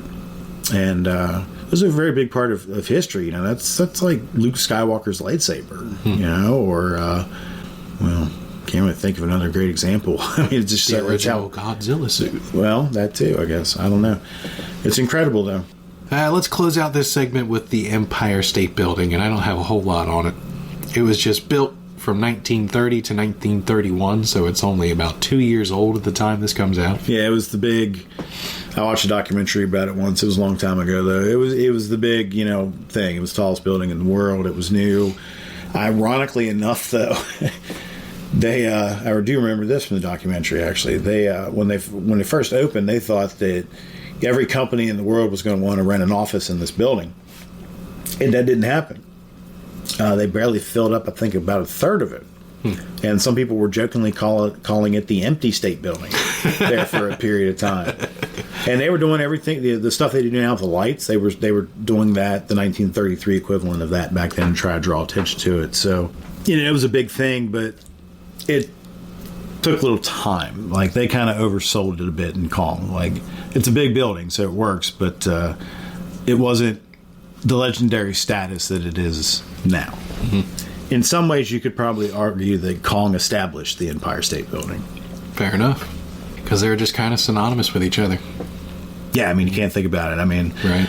Dad has this crackpot idea of us riding on a train all the way up to New York City to go to a comic book store for 2 hours, and we'll be able to see the Empire State Building. I would like to see it just because of the Kong connection, but 5 hours on a train, all that's crazy. That's just one way. Well, the Empire State Building is 1,454 feet tall, and for those of you on the metric system, it is 443.2 meters. You ever seen photos of its construction? I'm sure you have in history books or something. A little bit, yeah. Do you ever see photos of those guys just hanging out on the beams? Just There's no protection at all. Yeah, no thanks. Yeah, and they're just sitting there. There's no safety harness or nothing. I mean, they're literally just sitting there 60 stories up or however far it is. It's crazy to me that the guys did that. I mean, you talk about, you're putting your life at risk for minimum wage at that point. Of course, when it was being built, we're in the heart of the Great Depression, so they had to do that. But can you imagine yourself doing that? No. Yeah, I don't either. I don't like going up on the second floor where I work. Yeah, I don't even like being up 10 floors is probably my limit. Maybe 8 at best. I've seen too many movies where those big buildings come crashing down. I don't like them. Yeah, not a fan. It's got 102 stories. Yeah. Total. 102. Well, what do you say we move on to monsters and effects? Oh, boy.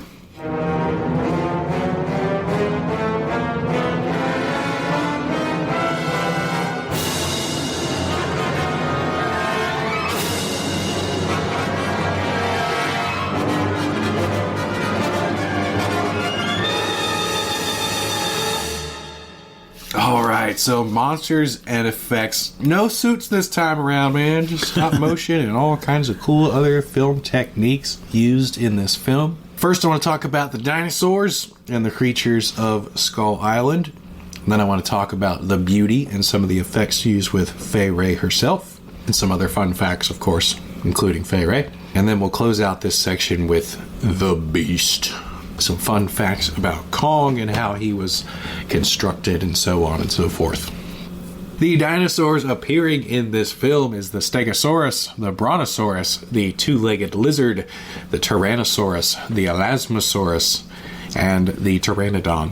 As accurate as depictions could be at that particular time. Of course, we know, or at least think we know, much more about those creatures now.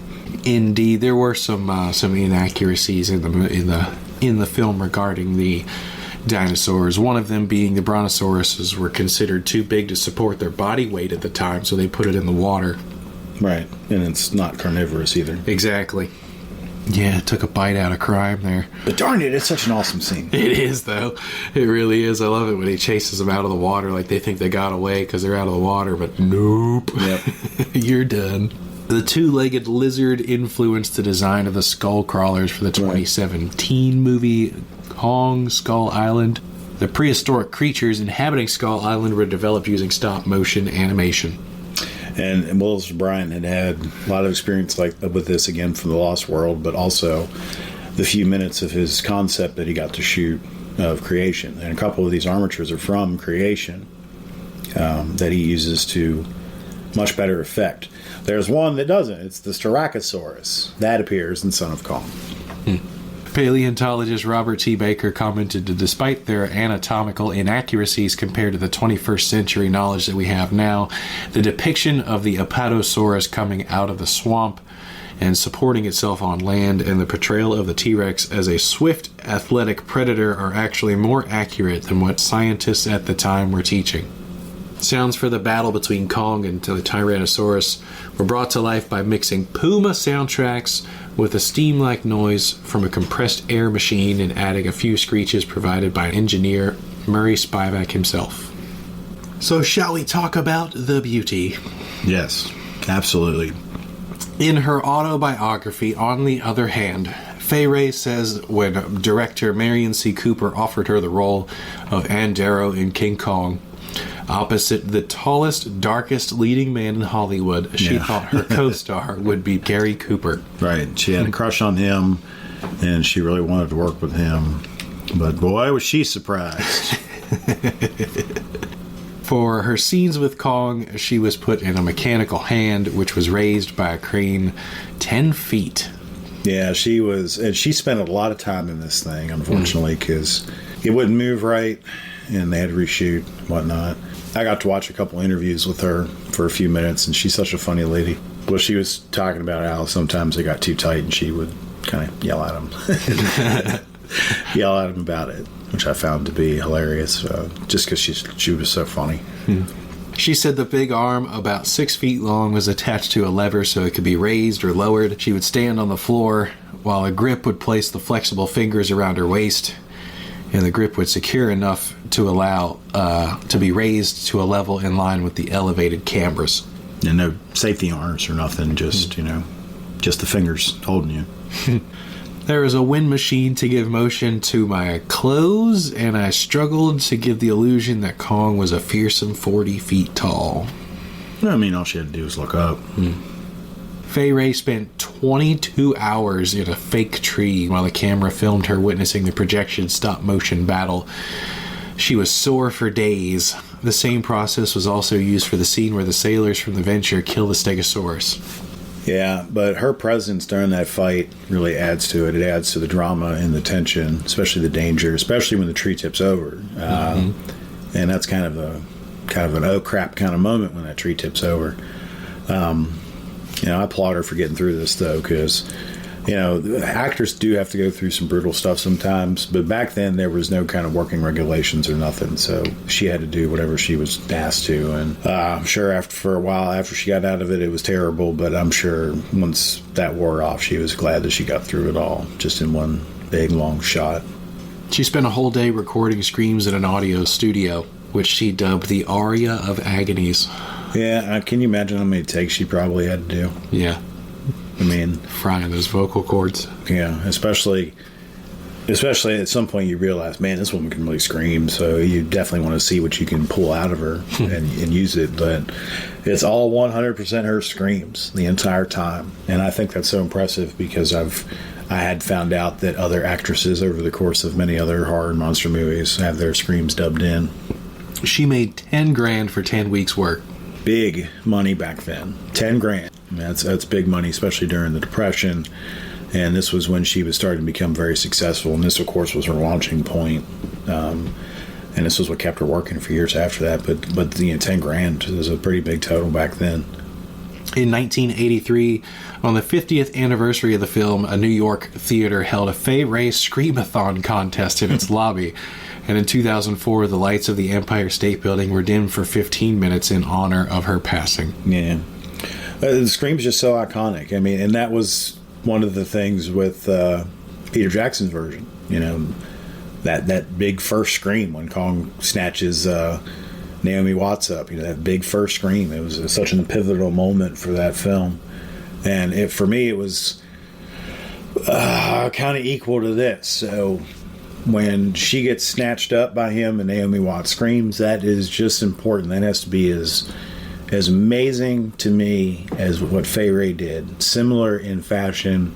I remember when I went and saw The Dark Knight, I told myself, I think I won't be able to fully judge how well Heath Ledger's doing until I hear him do the maniacal laugh, really lose control and laugh. And that turned out to be true because I was mesmerized by his performance up until then. And then when that first laugh come out, when he did the terrorist video, yeah, that was completely awesome. So it was a similar kind of thing for me. Like that scream is so iconic that it had to be a good, pivotal, big moment in the remake. Gotcha. Shall we talk about The Beast? Oh, yeah. Man, we can go on for a while for this. I mean, you're talking literally about an American icon. You know, we've been talking about Japanese icons for these past few episodes, but now we're on to an American icon that's continued through the years. You know, he hasn't had as many movies as Godzilla has, but he's still ever present. He was recently just on screen last year. Well, I guess 2 years ago now, because we're in 2025. Holy crap. But yeah, he was on screen recently, and I think we'll get to see him again because, you know, they get better access to him than they do Godzilla. So I think they'll continue with him in some fashion. Very popular character, and of course, you know, when Godzilla and Kong ever fight, you know, Kong has a lot of fans, your wife included. Yes, sir. She was Team Kong all the way. Yeah. I was like, there's no way Kong is beating Godzilla this size, man. For Kong, Cooper assigned model maker Marcel Delgado to build a miniature, almost human ape figure. Yeah, because, you know, gorillas are much different anatomically. Their arms are longer, they don't have straight backs, so he does have more of a human presentation to the way he walks and moves and stands. I think Delgado did a fantastic job here, and Peter Jackson also demonstrates how this process was done in a documentary that I was able to watch. The armature, of course, was the hardest part because, you know, this was very complex construction back in 1933. Now it's easy, but back then, to articulate everything, all the joints and the fingers and stuff was very complex to do. And, of course, once you get the armature, then they used cotton to build up the musculature underneath because it would fold correctly when it needed to, and then they put on the fur, which was rabbit fur. Mm-hmm. I think they made 3 total. Yes, they did. Well, technically 4, I would say. So after 2 unsuccessful attempts, Delgado came up with the 18-inch model that satisfied Cooper's concept, and they built 2 18-inch and 1 24-inch, and then they had that mini one that fell from the Empire State Building. Okay. So total of 4. The 24-inch model was built for the New York scenes to make him seem bigger compared to everything in the city. That's right, especially the L train sequence. Yeah. I can't wait to get there to talk about that. They didn't just use steel, they used all kinds of metals, actually. I think there was a little aluminum in there, which was a lighter weight metal. You didn't want the armatures to be super heavy, because then it'd be difficult to move. A full-size 20-foot mechanical model of Kong's head and shoulders was used for close-ups, and every time that thing popped up on screen, man, it just made me laugh. Yeah, it's creepy, though. It is. It's definitely creepy. Especially when he's got a guy in his mouth. He's got this big cheese and smile on his face. It's mostly like when he's just kind of smiling at you. Like when he's got the guy in his mouth, I'm not so like laughing at that. But the scenes where he's just looking down at you. It doesn't help that they get the grunts they give him during that either. Right. He's just kind of a little lighter and less guttural, you know, kind of happy sounding almost, you know, with that kind of smile on his face. 3 technicians could manipulate the eyes and mouth with levers to convey the expressions. Yeah, you got like almost robotics going on here in friggin' 1933. The head was equipped with a pump through which a blood-like liquid would flow and simulate naturalistic throaty sounds. Gross. A giant foot to crush his victims and a giant hand were also built separately. Kong's roars were lion and tiger roars, as you mentioned, recorded at the zoo, played backward in slow motion. And in this movie, Kong is 50 feet and weighs 20 tons. Yeah. Big boy. Yeah. Was there anything else you want to talk about before we jump into the film itself? Well, I mean, you look back over Kong's legacy, and you got this original film. You have Son of Kong that comes later in the year, which is incredible that they were able to put together another production. And then, you know, Kong kind of goes off into legend for a while, comes back into awareness in the 50s. There was a Kong cartoon on at some point there that I can't remember. But and, of course, we have the remake in 1976 with Jeff Bridges, which I actually like that one. It's all right, you know. It doesn't have groundbreaking effects or anything like that, but it's pretty good. You should check it out sometime. We might do an episode on it at some point. I don't know. Okay. It takes a little bit of a different approach, and there's no dinosaurs, unfortunately. Yeah, that was kind of a downer for me when the first time I saw it. I was like, really? No dinosaurs? Like no T-Rex fight? Like, I don't know. That was just so, you know, iconic Kong that it felt weird that it didn't have it. And then, of course, Peter Jackson's got to try to top that. I'll do 3 T-Rexes, and we'll swing in this Vine Cliff thing for a while and all this other stuff to top it. But, the 76 version, which had a sequel, which I found entertaining. It's by no means a good movie at all, but it's entertaining. And then Kong kind of went dormant again there for a bit. There was an animated film in the 90s called The Mighty Kong that I was never able to track down and see. It was supposed to be more of a straightforward telling of the story. And then, of course, the MonsterVerse comes along after Peter Jackson does his remake. And Peter Jackson's remake, I thought, was pretty good overall. I think it was a little long-winded, but I was fully expecting it to be a 3-hour epic. I mean, the guy that did Lord of the Rings is going to do King Kong now. Obviously, it's going to be a 3-hour epic and not just a 2-hour affair or whatever. But I did definitely enjoy it. Especially, I loved Kong's presentation in that because it was a little more animal-like. It wasn't human, anthropomorphic like it is in the original King Kong. So Kong has a very long history, even though he kind of goes to sleep for a little while here and there. And he doesn't have quite as many appearances as Godzilla, but, he's just so attached to Godzilla, and especially now after the MonsterVerse. I mean, the MonsterVerse box set that I got specifically says Godzilla and Kong. It's not just Godzilla, it's Godzilla and Kong. He's equal billing there. Now they're a friggin' tag team.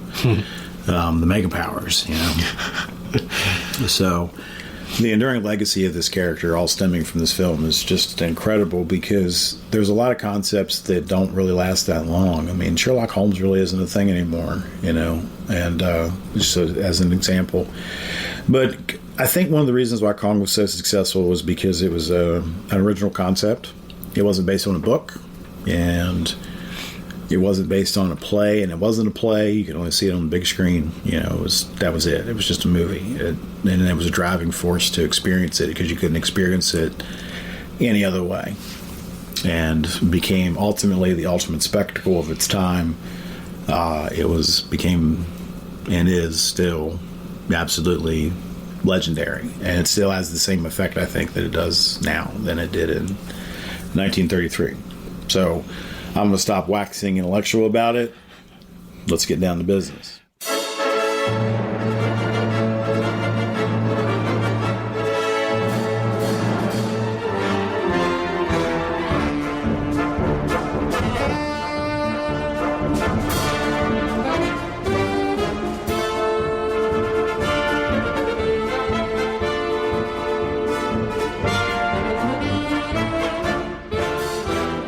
King Kong opens with this awesome score over a 4-minute overture, and it's a beautiful and elegant title sequence as well.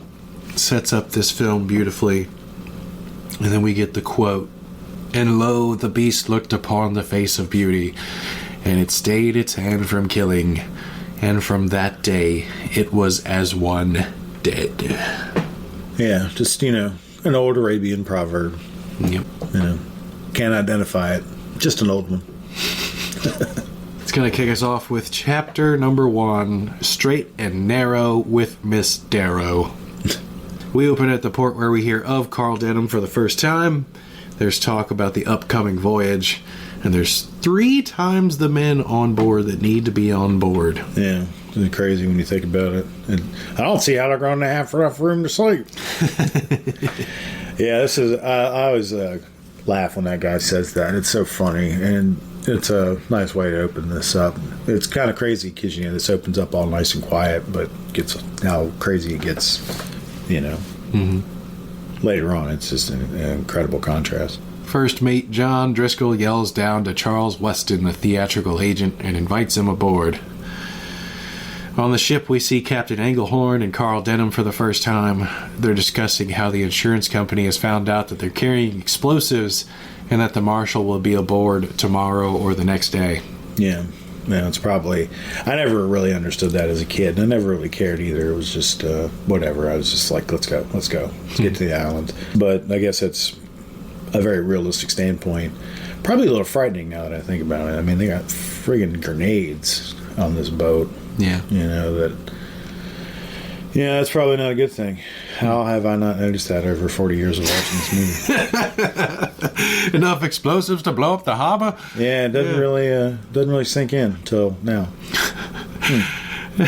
Englehorn asks Denham about his gas bombs, and the two discuss Denham's plans. Weston and Driscoll arrive, and Denham asks Weston about the girl for his picture. Weston denies his request for one after telling him he's got a reputation, and he's also always so secretive.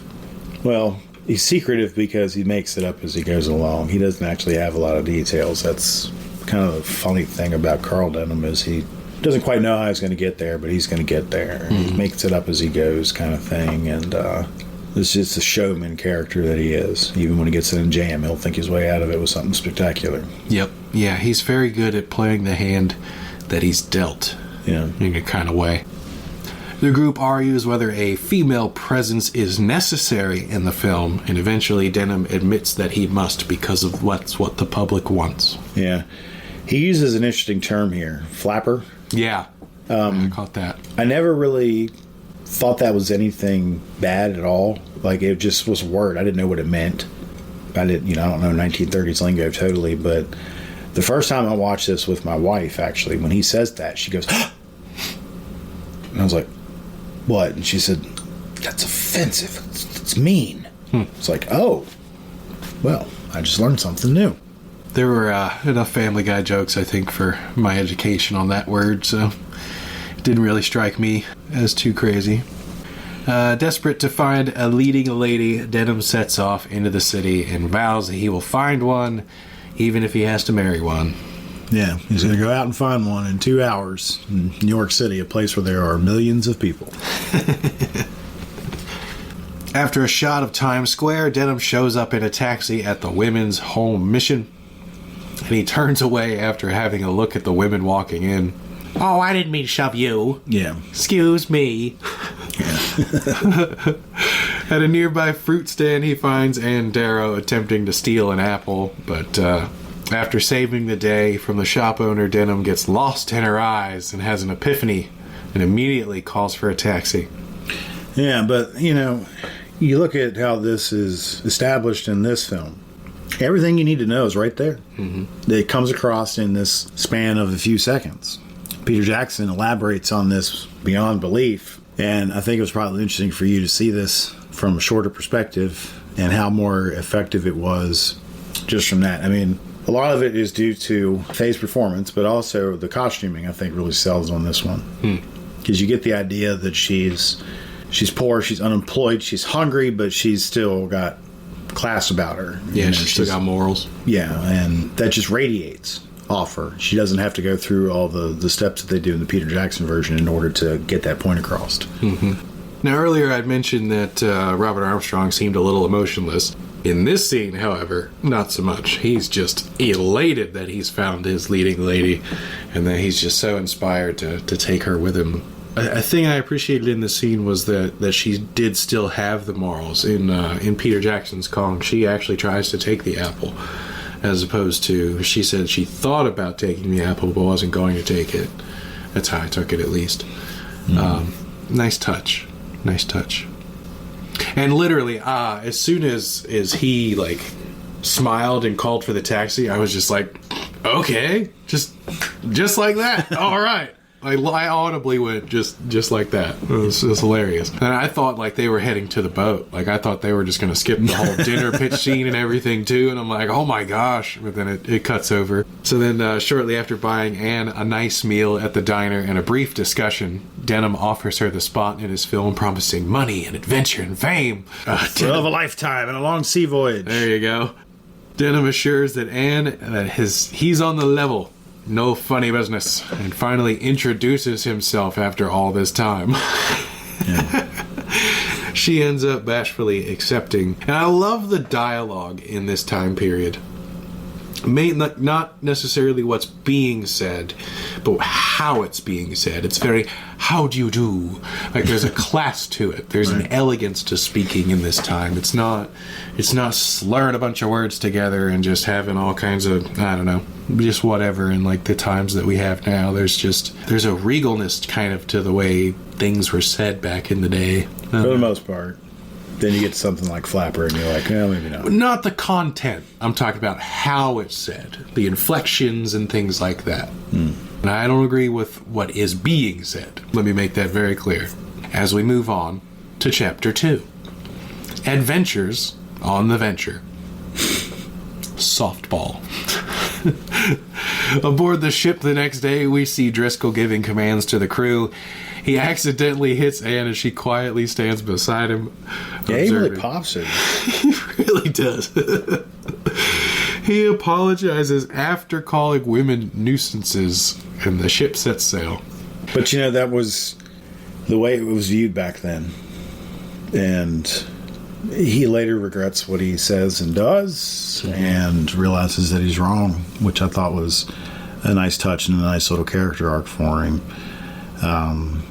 She kind of turns him into a man, and in a way, she not only does she tame the beast in Kong, but she tames the beast in him in a way, which is kind of wild. And I think that's something that a lot of folks don't realize. I probably didn't realize it until the 20th time I watched it, but it's there, and it's really brilliantly portrayed throughout. And unfortunately, it's got to start in this harsh place, you know, to get to that better place later. As Charlie peels potatoes and strikes up a conversation, soon Denham joins and has some negative conversations about women again. He's such a gaslighter in this scene. Yeah. Also, he flicks the cigarette after like 3 puffs.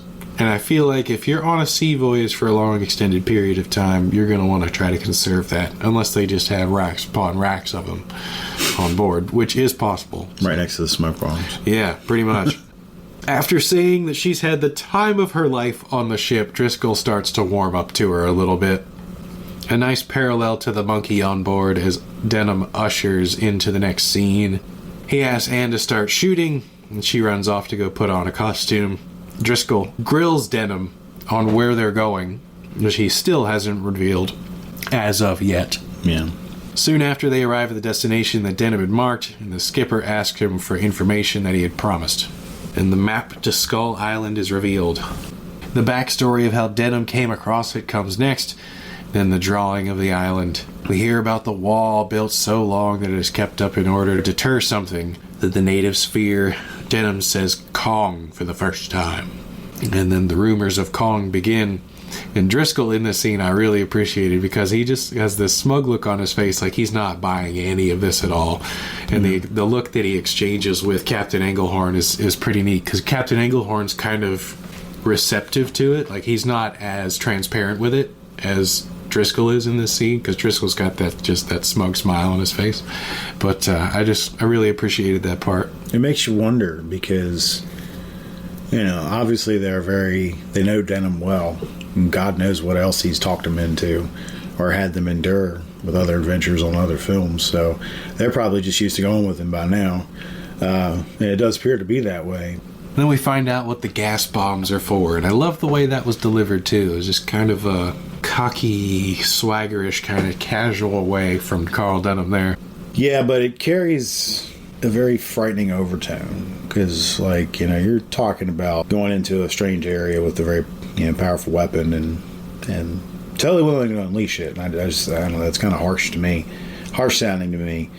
And it's a little scary these days because, you know, there's just like no real thought into the destruction that could happen. And there's no thought of implications of any of their actions that are about to happen either. Next we have Anne being filmed on deck, and the skies are not the only thing that are clear on this shoot.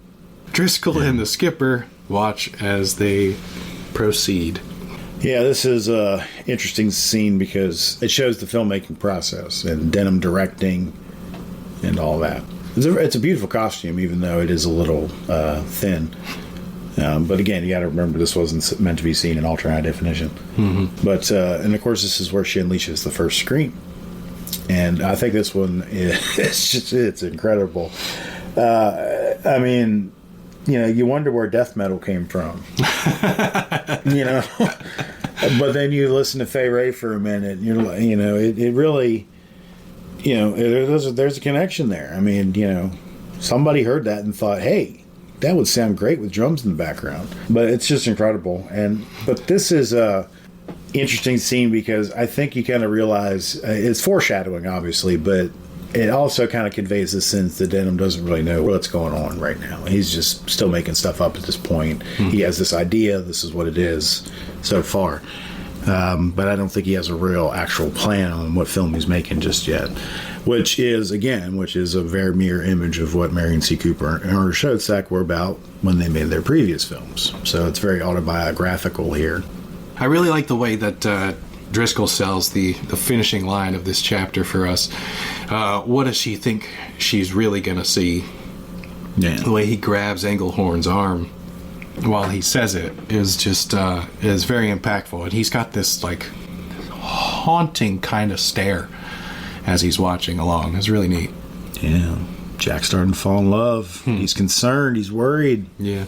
I'm scared for you. Yeah. I'm kind of scared of you. It's a new sensation for him. That'll bring us to the next chapter, throwing off their groove. Through the fog, the ship begins to emerge. The men are nearing Skull Island. And again, look how short this scene is. And then compared to Peter Jackson's version. There's no rocks. Chapter 3 in Peter Jackson's version, we'd still be in vaudeville. Yeah. So the banter going back and forth in this section when they're coming up to the island is freaking hilarious, and I love it. Charlie, I wish your soup was this thick. Yeah. Anne asks Denham how they'll know it's the right island, and he says the mountain is shaped like a skull. So Skull Island, as we approach it here, is such an integral part of the Kong mythology. It's like Tokyo to Godzilla. You think about all the Kong films that have taken place on Skull Island. You know, we've had, 4? Well, 5 a little bit, because in Godzilla vs. Kong, he starts off on Skull Island. So, I mean, Skull Island has made a lot of appearances, and it's kind of created its own mystique. Peter Jackson kind of oversells that, you know, in that scene where he spells it out on the typewriter real slow and all that. You know, milks it for all it's worth. But it's such an important part of this film. It's like a fantasy, fantasy land. And an opportunity for the imagination to just really run wild. While approaching, they begin to hear drums. After the fog clears, the skipper and Denham begin to discuss what the natives might do. The skipper sends 12 men ashore with Denham, and Denham asks for a good man with the bombs, despite throwing them all by himself anyway. Well, you gotta have a guy that knows how to carry him and hold him and doesn't drop him and shit. Okay, that makes more sense. Anne and the skipper join along. Yeah. The lifeboats slowly approach the shore while the wall and the mountain are looming in the background, and I am blown away by this set right here, dude.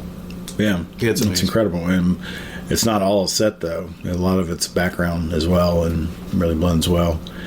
But, this was a big location shoot they did on the back lot in order to accomplish this sequence.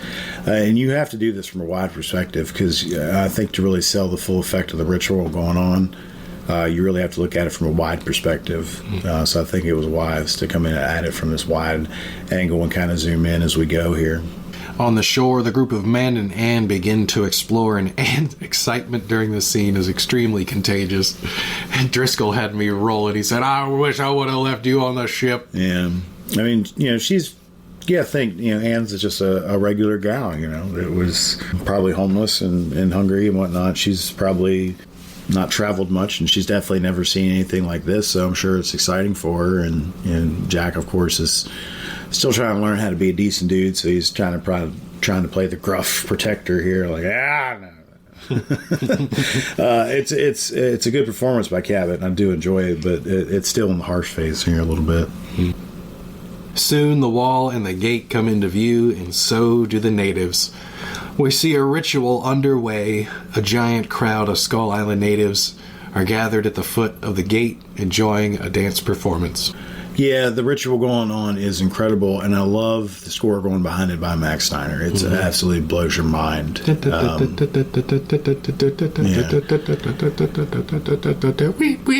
was interesting to me, though, how this is viewed. This is not a real native tribe. This is a fantasy native tribe here. So how do you want to portray them? And, Marion Cooper and Ernest Schoedsack, used to do a lot of location photography in Africa, like I've mentioned before. So, in their particular instance, they wanted African people to play the tribe, and they went out and hired actual African actors to do this. I don't think the presentation here is 100% the best, but it's a wonderful coordinated performance, though, from the entire group. And when Noble Johnson pops up, it's kind of wow, between his very intimidating demeanor and that just the costume that he wears is incredible. I agree. The makeup and the costumes in the scene were awesome.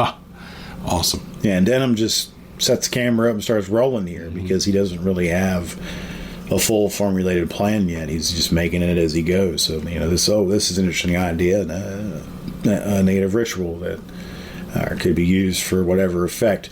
Don't forget, all the footage that he shoots, it's silent. He's still in the silent film era as he's shooting here. So, there's the dancing and stuff, but the music isn't there. And the drums beats aren't there and stuff like that. So he can play with it however he wants once he gets all the footage. Right. The chief spots the cast and everything stops. They slowly begin to approach. And the score matching his footsteps. Right. Awesome. Absolutely brilliant by Steiner. And this is an example of the Mickey Mouse thing, but I think it really works here because it sets the rhythm for the scene along with his footsteps. And that was something I didn't notice for the first, I don't know how many times I watched the movie. But it does. It sets the perfect beat going forward here for the scene. It sets a menacing tone as well that works really good here, too. And Noble Johnson just looks incredible in this costume. Mm-hmm. The skipper and the chief begin to communicate. They find out that the girl is the bride of Kong. The witch doctor says they've ruined the ritual. Yeah, and I can't pronounce any of this stuff other than Bala, so... The only other thing I picked up was Costco! The chief and his men approach even closer, and they notice Anne in the background. He calls her a gift to Kong and offers 6 of his women for her. Yeah. The skipper declines, and I love the side mouth from Captain Englehorn as he's saying, "They called her the Golden Woman." It looks so great with that mustache.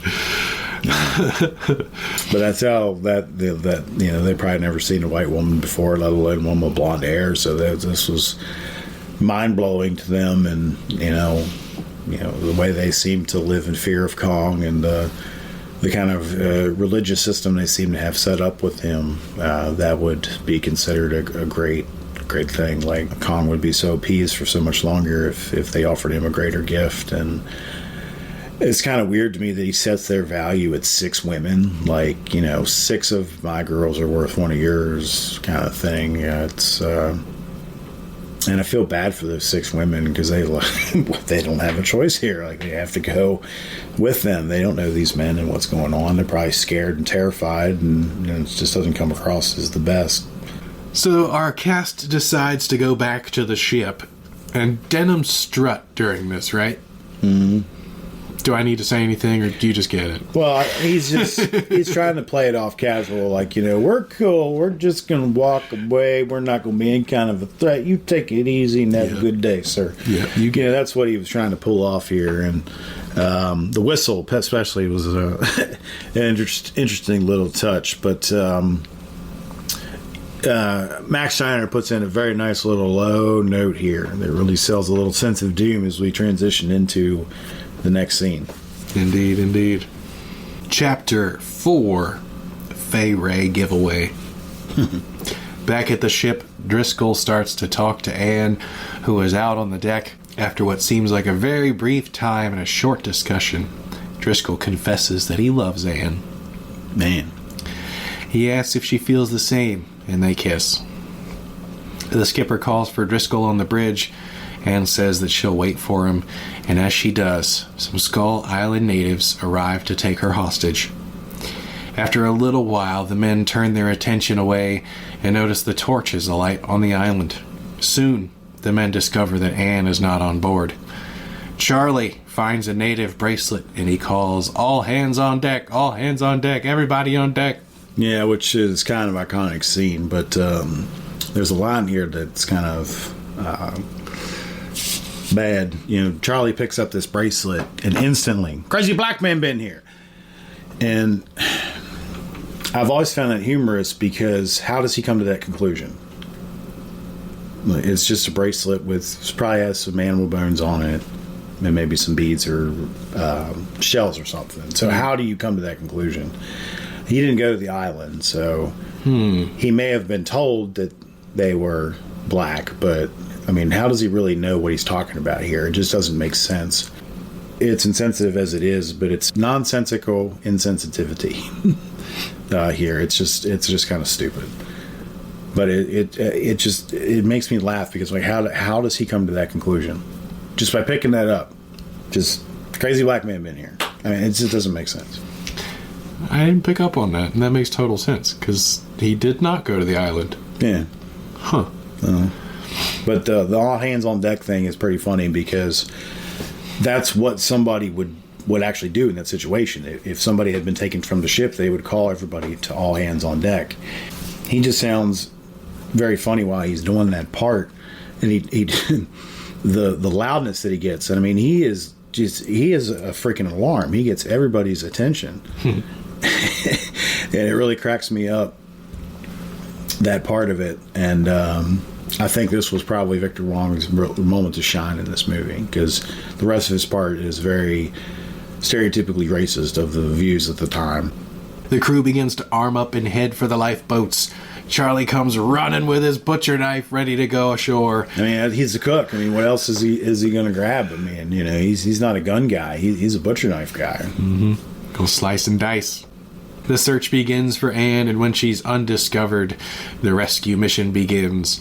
On the island, all the natives are enjoying their ritual with Anne being prepped for sacrifice. She does a great job in this, appearing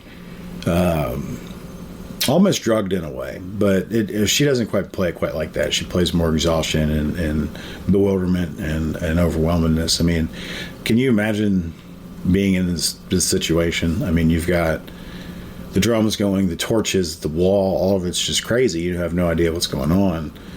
And then all of a sudden you're tied up and left out in the middle of nowhere by yourself. Mm-hmm. I mean, that's got to be some kind of frightening in some ways that most people probably wouldn't understand.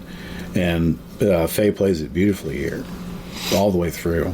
She's in danger, but she's still very strong. She's not completely melting into the floor. She's surviving as she goes, which is an important part of this character and why the character's endured and why it came back for Peter Jackson's version. A ton of torches are lit. The chief gives the command to open the gate. They take Anne to the sacrificial altar, tie her there, and shut the gate behind them. This is a very epic sequence here because there's a lot of extras, mm-hmm. and it really comes across as very big and epic, and this is kind of the first moment of the film that gets really big and epic. This is the scene that was shot in one night. Yeah. Wow. There's just so much going on. So many people. It's crazy. But there was an orderless filmmaking back then that got it done. The natives climb the wall to watch as Kong arrives to claim his offering. The ritual is completed. The chief blesses the sacrifice, and here he comes. Kong appears through the trees as Anne watches on and screams in horror.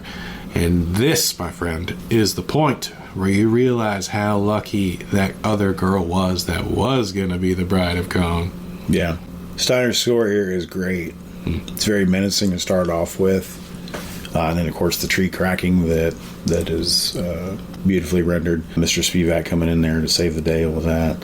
The roar here, of course, it's a very nice build-up. And then Kong's reveal himself is pretty cool. I mean, it doesn't play the way it used to now, of course, because we're so spoiled now with what we get with effects. But it's very, very good animation, and it sells it.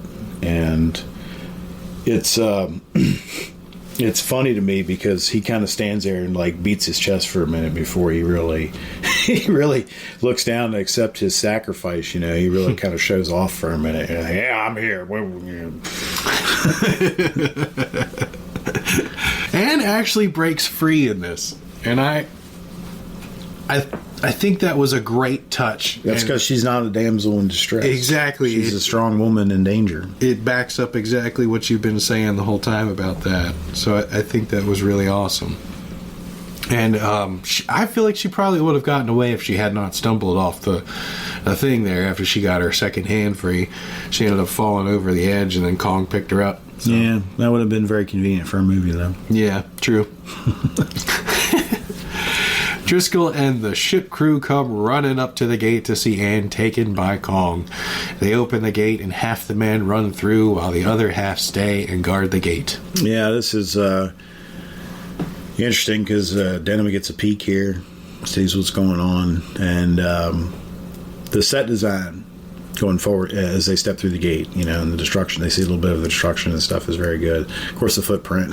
The footprint's great. I always thought it was kind of funny in the 76 remake, one of the guys falls into the footprint because it's so big and deep. Thought it was a nice touch, but they don't really seem to waste any time here. There's no debate. They don't really debate whether it's worth it to go after her or not. They instantly decide we're going after her here, and who's going and who's not, and the plan and all that stuff.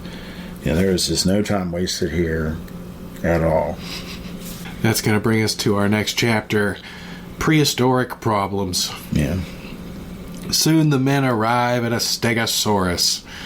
Denham arms himself with one of the gas bombs. The Stegosaurus spots the men and charges at them. Denham throws the bomb and it lands perfectly, knocking the Stegosaurus dead in its tracks. So this scene is shot more in a lighted way, so you get a better look at the animation here and the creature itself. This is kind of a brutal scene, though, because, they put that thing down, and it is a little overtly violent. The way that thing screams is just terrible. Yeah. I had mentioned a couple episodes back about the two brain thing. And, it's on display here because, the tail keeps going up and down. But you get this nice projection shot as they walk along it, talking about it, wondering what it is, and all that. And it's your first, full glimpse into this fantasy world. When you first step through the gate, you see some trees and stuff, but now you're really into it, and you start seeing the jungle and all that, and you're really in the fantasy world now. The men approach closer and begin to fire upon the Stegosaurus, and they realize it's still alive and shoot it one last time. Denham calls it something from the dinosaur family. As the men walk by, the tail is shown twitching. As they follow the tracks and the sounds the Kong is making, they come to a swamp/lake area and make a raft to cross it. And they encounter what seems... They do that really quick, too, don't they? Yeah, they do. They kind of do. They encounter what seems to be Nessie, but turns out to be a brontosaurus. And these men immediately start shooting at it, and it retaliates. So they started it. I like the scene, though, where its head comes up. Yeah, it was really neat. Goes back down. That was pretty neat. Yeah, but that was the thing back then. Oh my God, it's going to kill me. I'm going to shoot it. There's just no question. And they comment on that a little bit, actually, in Peter Jackson's version because of that dodo type creature. Remember in the extended cut? Yeah. That they shoot. That was kind of like a kind of a comment on it. Like, just instantly start shooting when you think you're in danger. And it just, everything becomes a target. Nessie starts swinging men around like they're noodles in her ramen. Yeah, there's some... some really accuracy here when that head comes down, grabs a body, and flings it. It's some real vicious. We are, of course, pre-Hays Code here, so there's really no limit on the violence that can be shown. The self-censoring board hadn't been set up yet, so they were able to get away with a lot more than what you would see 2 years from when this was released. Yeah, he really flings some of them around. He does. Love Steiner's score here, too. It's so harrowing and hair-raising as this attack happens throughout this entire sequence with the brontosaur. The men try to run ashore, but it follows them. Most of the men escape, but one decides to climb a tree and gets eaten soon after. And the scream this guy lets out is so awesome. Oh, yeah. Incredible scream. I almost want to try to replicate it, but I don't want to do that right now. Yeah. It was an interesting shot too. I really enjoyed him, being in the tree and kicking at the dinosaur. Oh, yeah. And it's like tipping its head around and back and forth, trying to size up the best way to get him, and then it gets him. It sure does. Soon the men run into Kong at Curious Gorge as they're trying to cross the log. Driscoll manages to escape Kong's sight. The rest of the men perish momentarily. I mean, this is an iconic scene. The Kong on the log. It's something that's repeated in the 76 version, and of course Peter Jackson does it in his version. Absolute iconic scene. For me, it was always an iconic scene. The effect is neat because he's actually rolling the log, tipping back and forth. The guy's, slowly falling off, and you got that one guy that's just hanging on there, and so he just says, screw it, and just throws the whole log. It's just kind of this, just a badass kind of moment here that Kong has, because these guys are invading his world, It's not his fault they came there. It's not his fault that they interfered and all that stuff, and he's just defending himself, really. But I love how Driscoll survives here. He's clear-headed enough to get to that vine and get down there as all this carnage is going on around him. I mean, it had to be, if you were really experiencing that, I mean, that would be just absolutely incredible. So I love the shots of the bodies bouncing when they hit the bottom of this ravine. It looks so wild, and Kong looks so great as he's throwing this log around and beating his chest afterward and all kinds of things, man. It looks so awesome. Yeah. So he dumps the log over, as you said, and that's when he sees Driscoll. Kong, he attempts to nab him while he's down there in the cave, and he ends up getting stabbed in the hand. And while he's staring at his hand, he looking all confounded and stuff. And it's like he's never been stabbed in the hand before. I thought that was a really neat touch. Yeah, and Steiner puts this little mew behind it. Then a wall crawler is spotted coming up the cliff, which is referred to as the two-legged lizard. Driscoll disposes of it by cutting the vine it was climbing. Kong nearly grabs him again, but he's distracted by a scream from Anne. And here we go. It's main event time. The T-Rex approaches, and the fight is on. Yeah, this is just the absolute peak of this film and special effects. I think it's about 3 minutes here that they fight, and it's just incredible. It's endlessly entertaining. Every time you watch it from a different perspective, and you notice something a little different. The animation is just so superb. The T-Rex jumps at one point, which is incredible for stop motion animation, especially at this time. Of course, the flip is just mind-blowing how they did that. I love how there's moments of it feels like wrestling sometimes. That's something that carries over into the latter Godzilla movies that we're going to talk about in other episodes. It's such a highlight, and the sound that the T-Rex makes, that shrieking kind of sound is really an awesome sound. I think Spivak did a great job with that. And I just love the moments, like Kong sucker punching him at one point. A lot of personality in this fight, and just think it was just two 18-inch models, just getting moved frame by frame is incredible. Poor Fay Ray. I mean, she had to do a lot of performing here to sell it. I think it's cool that she had this stuff. She could see it, on the projection screen, so she could really react to it. But she's a very effective part to it. She adds an element of danger, especially when the tree gets knocked over. But you really get a good glimpse of Kong here. Kong the hero, Kong the protector. And I think I've said enough. Why don't you take a turn? I love this fight, and you pretty much just nailed everything I wanted to say about it, so I'm just going to agree with you and continue on. So Kong defeats the T-Rex and plays with its jaw to ensure that it is dead. And now you know that that's an homage when it happens in Jackson's movie. It's an homage back to the original. Indeed it is. It's kind of the sound of it breaking, though, is kind of vicious. I mean, it's a loud, very sharp crack. Yeah, it is. Whenever it breaks. Kong reclaims Anne and runs off with her while Driscoll climbs his way out of the ravine. Denham shows up on the opposite side. Driscoll goes after Anne, and Denham runs back to meet up with the ship crew to get more bombs. More bombs. It's always the answer. More bombs. Driscoll comes up to the T-Rex that is laying there defeated and bleeding out, and he is on Kong's trail. That's going to bring us to our next chapter. Stealing candy from a monkey. Back at the gate, Denham debriefs Captain Englehorn on the situation. They decide that they have to prepare themselves to rush in and save both Anne and Driscoll if they do not receive a signal. The natives are hiding, scared after a few gunshots into the air. Kong arrives on Skull Mountain with Anne still in his grasp.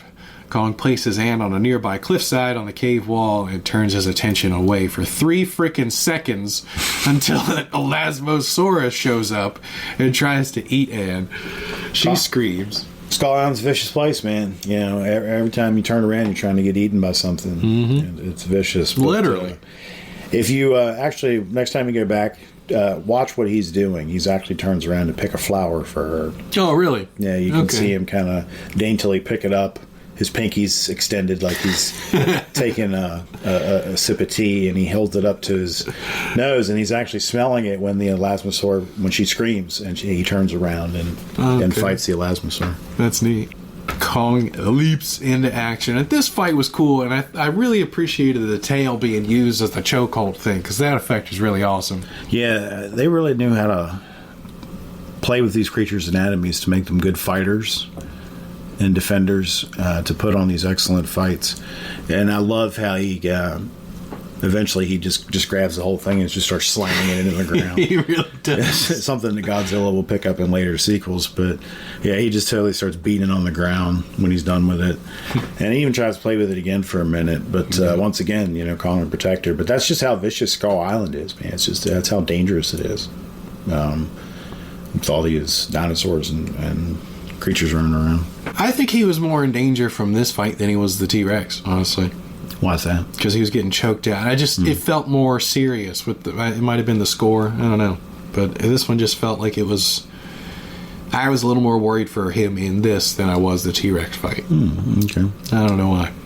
Driscoll shows up just a bit after the fight begins. After freeing himself from the creature, he smashes his head off the rock. So hilarious the way he just does that. Flops his head like a little noodle to check if he's dead too. And everything he battles and fights in this, he checks to see if it's dead. And it's a nice touch. Kong grabs Anne again, takes her to his mountain front perch and peers over his kingdom. He lets out some bellowing roars and causes Anne to faint. Yeah. If you look in the background, you can see the Venture out in the background. No kidding. Yeah, and when they start climbing down the vine, you can see the wall off in the distance. I'll have to watch it again and look for that. That's awesome. Kong grabs Anne and begins to take the wrapper off of his whopper.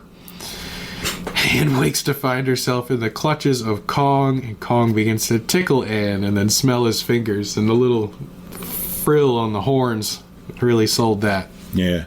I mean, you got to figure, you know, he's an animal. All animals have a stronger sense of smell than we do. And of course, he's huge, so, you know, he's got a huge sense of smell. And these are probably unique smells. He can still probably smell faint traces of her laundry detergent or perfume or something like that. Plus just the natural smell you'd have from being that dirty. You know, just a person being that dirty. These are all new to him and very interesting. The tickling cracks me up, though, because it's just... It's almost cute in a way. And this is the scene that really endears Kong to people, even though it is a little odd. Let's see, would you say unwrap his whopper? Yeah. The technique of using the cloth where he takes the dress off of her and it transitions into being his hand was just so well done. Such a great touch. In his attempt to get closer to Anne, Driscoll knocks over a rock in the cave, grabbing Kong's attention.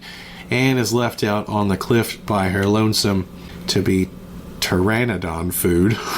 Like I said, Skull Island's a vicious place, man. It is. I love how we see the pteranodon in the background, 2 shots before it actually comes to eat Anne. It's a nice little touch. It's like, oh, look, there's freaking pteranodons on this island. And then all of a sudden you're like, oh, wait, there's pteranodons on this island. It almost gets away with Anne, but Kong quickly grabs the aviary beast, battles it, kills it, and once again checks it to see if it's dead. And if I'm not mistaken, bites its head off.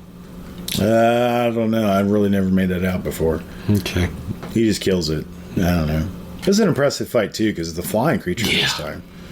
And I think they do a pretty good job with it overall. I mean, this was a very difficult effect to accomplish with this one. I mean, this one's not bolted down and whatnot. It's hanging, so it's a lot different.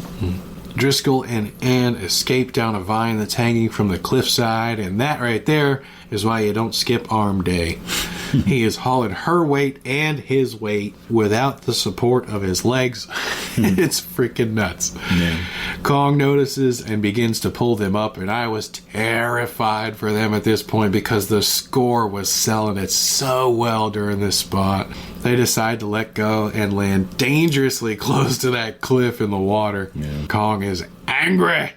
Our star couple runs to the jungle toward the gate. Then again, this is the same jungle that they used for The Most Dangerous Game, the other movie they were making at the time. And who knows, she probably had to run through the jungle like that twice on the same day with different colored hair. She played a brunette in The Most Dangerous Game, so she would change her wig in between the shoots. Our next chapter, King Kong escapes. We pick up with Anne and Driscoll running through the jungle. Soon they reach the gate. As the men go to return to the boat, Denham suggests they capture Kong. And look out! Kong is approaching the gate. One of the crew rings the gong, and the natives start running to help them hold the gate. I love how one guy just falls right on top of the chickens there. Really sells the panic of everything going on. Yeah. They try their best to hold the gate, but the Kong snaps the big heavy beam and the gate swings open. Everybody hauls ass. They're going. Oh, yeah. Very iconic shot here of the gate slowly opening and reeling him there and everybody turning to flee and run. I remember, I was looking through old books back when I was a kid. This was a still that was in a lot of them. This shot here of him through the gate. And this ensuing destruction sequence, well, I don't know if I call it destruction sequence or not, but just this rampage, let's call it a rampage, man, that he goes on. Again, we're pre-Hays Code here, so there's not a lot of censorship, so they're able to get away with a lot more than what they would in other films just a couple years down the road.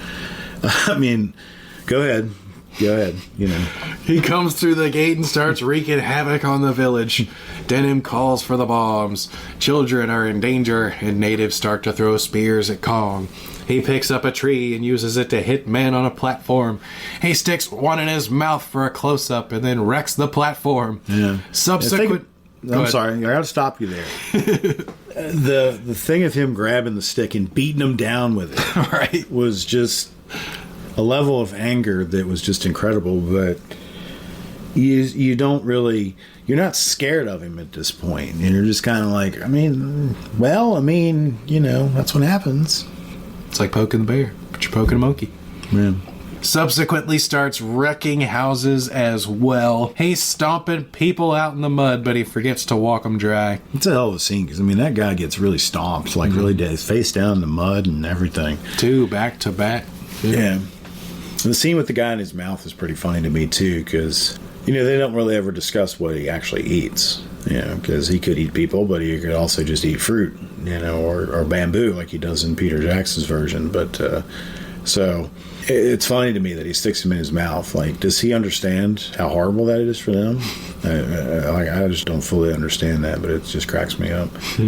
Kong reaches the shore only to be met by one of Denham's gas bombs. Kong goes to sleep, and the men put him on the ship. Yeah, see how easy this is? And then look at Peter Jackson's version, and it's just absolutely ridiculous. We got to crawl through a cave and all the way out to the shore and everything, and smash him in the face with a bottle and all that. One of the most curious pieces of info is never explained. How did they get him on the boat? Well, back then you didn't think about stuff like that. The story was the fact that they got him. And the next part was going to be that he was back there. This just wasn't a part that they felt like answering. But in realistic logistics, probably they had to build some kind of a transport device or a raft, or in the 76 version, actually call a different ship, a bigger ship, to come down and get him and take him back. So, it's not really necessary either, We're just on this roller coaster ride, and we just happen to end the section on Skull Island. So, do we really need the explanation of how to get him off the island and into New York? So, hold on. So in the 76 version, they call another ship to come get him. Yes. The story is different in the 76 version. How long does this voyage take? Oh, I don't know. It's got to be... so they're keeping him sedated for days? That's what it appears to be. Okay. You're thinking about it too hard. I guess. Well, let's think about something else too hard. Now that they've taken the protector of Skull Island, what happens to the people that live there now? The gate is busted. They're just prime food for anything that's coming through there. Yeah. Not to mention, in the 76 version, they talk about the societal effects it'll have on the tribe, that, their god is gone, so they have nothing to live for or believe in now, and all this other stuff, which is actually probably really true from an anthropological standpoint. But they don't really address that here. Well, the next chapter then will be called Peeping Kong. King Kong, eighth wonder of the world, Carl Denham's giant monster, is shown in big lights on a theater in New York City. Yeah, because he just said you're going to see his name up in lights on Broadway. There it is. We're millionaires, boys. Hundreds of citizens are shown going into the theater. The tickets cost $20, which is about $420 today. Well, and all the people that are there, they're the ones that are employed and have jobs and have money and are the well-to-dos. There's no average person in there. This is the event for the rich. A lady is offended that it isn't a motion picture that she's viewing. Well, I mean, you come with a specific thing in mind, you're not happy about that. She's also wasn't the fact that they were sitting her too close to the screen. Right. Which I thought was kind of funny. Can't sit too close to the screen. It hurts my eyes. But this isn't a moving picture, madam. What? Yeah. Which I guess it would be kind of a surprise, actually, if you really think about that. Yeah. You're used to this guy bringing home movies, not a giant gorilla. True. Anne and Driscoll are shown backstage and looking very sharp. Denham shows up with his top hat and he says they've made $10,000 at the box office. $10,000. That's a lot.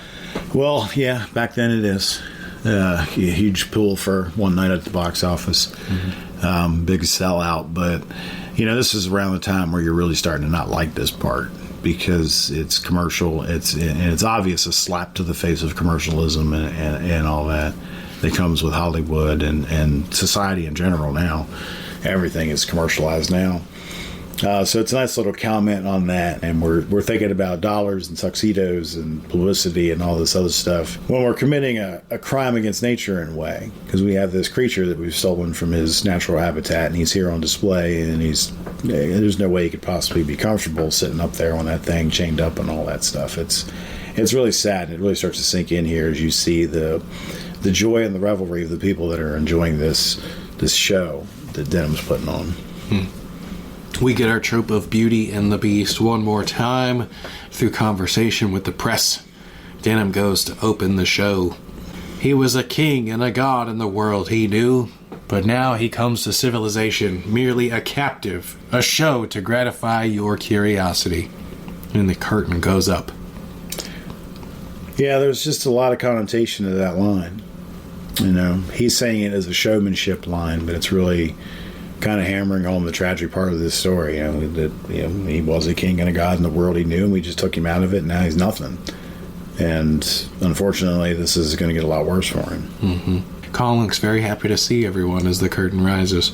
It does a little bit. I think. It's that face. Shot. Yeah, yeah, he kind of does. Cheesing a little bit for the cameras. Hey, everybody.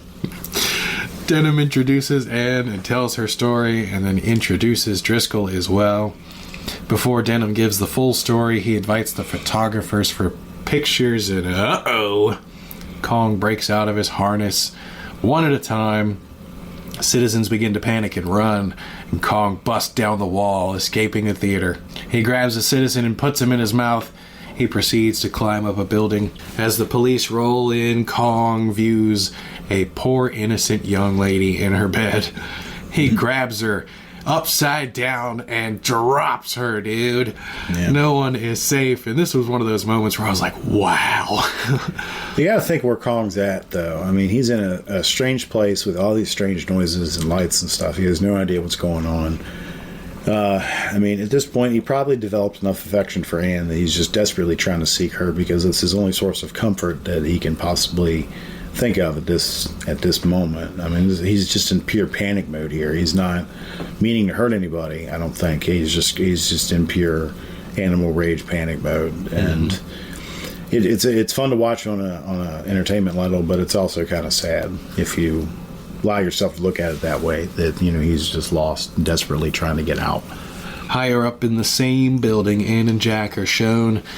Kong shows up and pulls Anne out the window after knocking Jack on his back. Yeah, and the peeping thing is kind of funny. It's really well done too. The way his face is framed in the window and stuff when he does it, because they're kind of oblivious to it, and he kind of blinks a little bit, and it's really done. But yeah, here comes the big hand again that Faye was so fond of. Jack rendezvous with Denham and some men and tell them Kong has taken Anne. Kong continues to climb. The men reach the roof, but they're too late. They decide they need searchlights. Kong comes to the overhead train and tears apart the track. The oncoming train comes to a halt in front of Kong. He peers in at everyone inside. Then he rips the train off the track and it lands on the street. What's amazing about this particular sequence with the L train, it was an add-on later. It was a reshoot. When they put the original cut of Kong that they wanted together, it came out at 13 reels.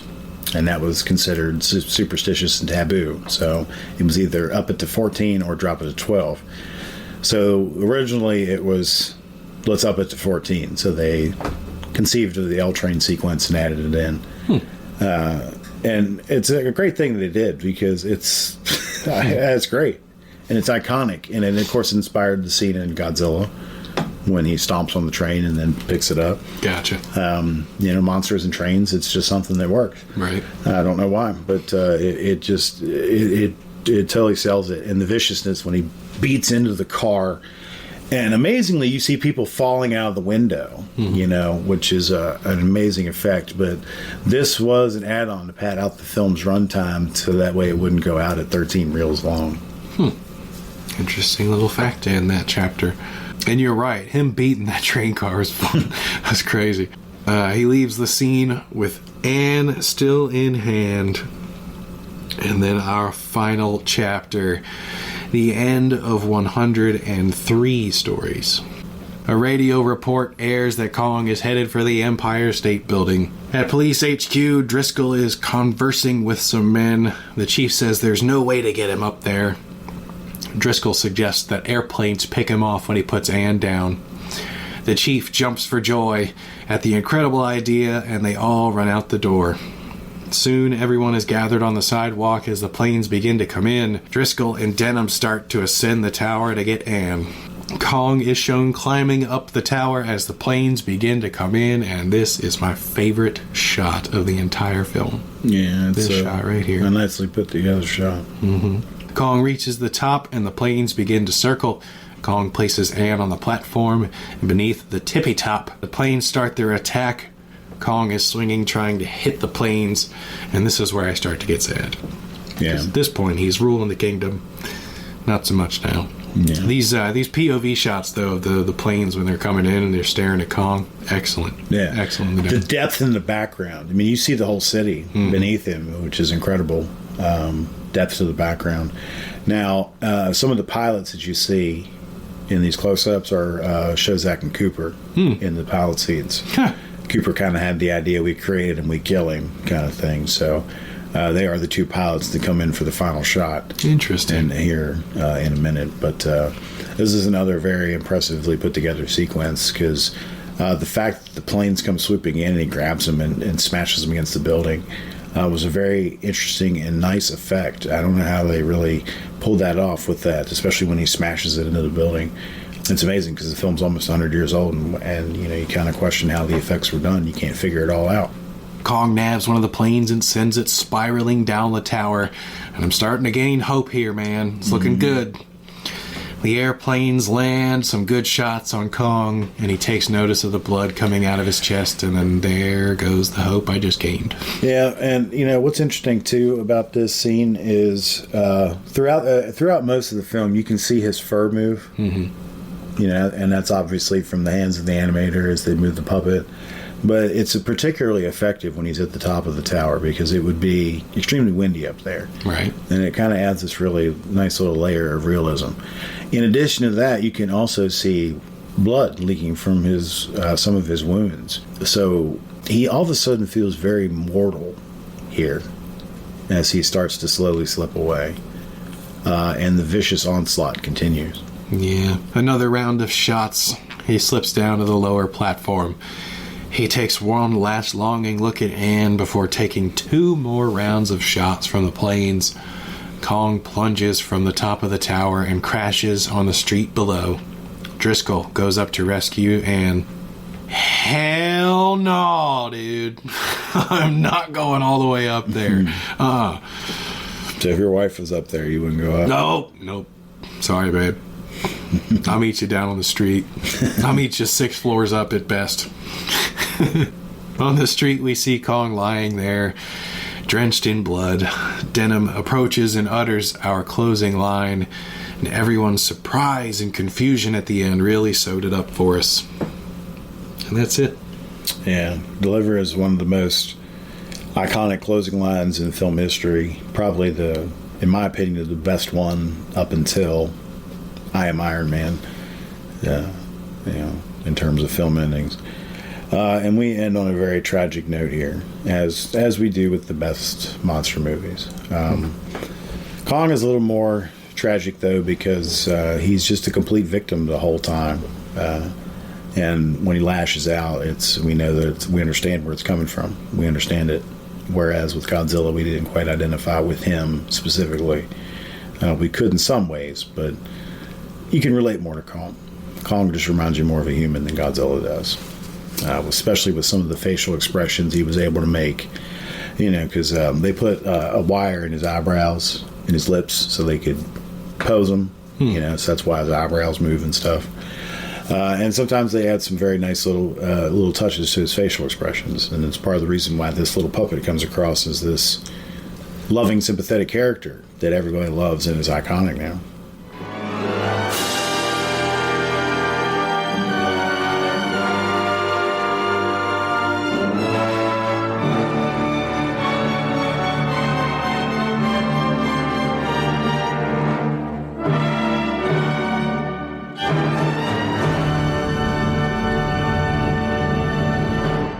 So, final thoughts on the film overall, now that you've seen it probably 64 times. It's a masterpiece. I mean, my opinion never changes. Every time I watch it, it stays the same. Man, great effects, great set designs, great costumes, especially the Skull Island natives. I was only taken out once throughout the entire film, and it was that walk-by scene with the Stegosaurus. I was like, a little iffy. But I still really enjoyed this. I found myself saying wow audibly multiple times throughout this film. When Kong dropped the poor lady out the window, I was like, wow. When he threw the log, I was like, wow. Like, man, there were so many awesome shots. When the tree tipped over during the T-Rex fight, another one, wow. Yeah. You get this big epic story, but it doesn't take 3.5 hours. Right. Do you think they kind of overplayed or telegraphed the ending with the whole Beauty and the Beast thing? It was kind of brought up multiple times. Well, I don't know. I mean, my first viewings of it was when I was so young. It didn't register with me at all. I didn't see that coming at all. Well, I don't know if an adult viewer would at the time. You got to remember, though, this was one of the first monster movies, so the cliches hadn't been set in yet, so maybe they didn't. Of course, by the 50s they did. But here in 1933, they might not have. So imagine, if you would, you're approached by a director who offers you fame and adventure and the thrill of a lifetime. Would you go? Well, now no, because we've heard a lot of stories about that ending very badly. But in 1933, during the midst of the Great Depression, you have a job, offer that will pay money and feed you. That sounds a lot different. People were a little more trustworthy back then, or at least they seemed to be. But overall, I think, just the desperation of having a job, paying and shelter and stuff would have really probably forced your hand to really make you think a lot differently than what you do now. So, I mean, if I was out in the street right now and that happened, hell no, I wouldn't do that. But, if I was starving to death and homeless, I don't know, man. I mean, it might be, you never know, it might be worth the risk. You're on the ship? Are you going on the island? Well, I mean, if you commit to it, you gotta go. Would you have purchased a ticket to see Carl Denham's monster? I don't know if I could do that in that setting. I don't know. There's just something weird about that. I don't know. It's not the way I would want to experience that. I would guess I would probably prefer a more Jurassic Park type experience, really. Yeah, just ride by in a van, take a look. I don't think I would want to go to a theater and all that. I mean, the precautions of that were just so ridiculous. I mean, he was just chained up. I mean, that was it. There was nothing else at all. So once he broke the chain, that was it. Everybody was screwed. So we've looked at this now. So this is a nice little setup because we're back to the Godzilla series next time. King Kong versus Godzilla. First time for both monsters in color. I'm pretty excited for that. Yeah, there is a sequel to King Kong called Son of Kong. It was commissioned almost immediately after, and much like Godzilla Raids Again, it was just a kind of a cash grab. It's got some decent effect sequences in it. It was amazing that they were able to pull it off at the time. But one of the biggest takeaways from this movie is Willis O'Brien, and he was the father of special effects here in America, and he inspired Eiji Tsuburaya in Japan and many other filmmakers all over the world with the creations that he made, and he continues to inspire them to this day. New people are getting exposed to Kong. Its 100th anniversary is coming up probably in 5 or 6 years, so I'm sure we'll get a big fanfare from that. So it's not going to go away anytime soon, and I thought it was necessary to take a look at this before we dove into King Kong versus Godzilla, so we could kind of even it up, so to speak, before the big fight. I think that was a great choice, and I'm glad I signed up for the ride for that. This film was just amazing. It's iconic, and it deserves everything that it ever gets, as I said as we opened up the show. And what did they call it here? Culturally, historically, and aesthetically significant. Yes, absolutely. Dubbed perfectly. Even its inappropriate moments is important to history because it's important to remember why those are inappropriate. Yes, sir, indeed. Is there anything else you want to talk about regarding King Kong, or maybe anything coming up in the next couple of weeks or months? Not really, man. I mean, King Kong, I started off this episode talking about monsters are tragic, and King Kong is the most tragic of them all. So we talked about that. Now we're looking forward. Next up is King Kong versus Godzilla, an absolute monster slugfest. Coming our way courtesy of Toho Studios over in Japan. Sweet. Well, it's not tragic. We're coming back, baby. That's right. We'll be back again soon, guys. Thank you so much for tuning in and joining us for the ride. Once again, we have a Facebook group over there if you'd like to join. It's completely free. We post all kinds of things in there. I'm thinking about a new poll here pretty soon. I'm going to come up with something fun for you. We will see you next time here. Universe of Monsters, a monster movie fan podcast, signing out. Good night, folks.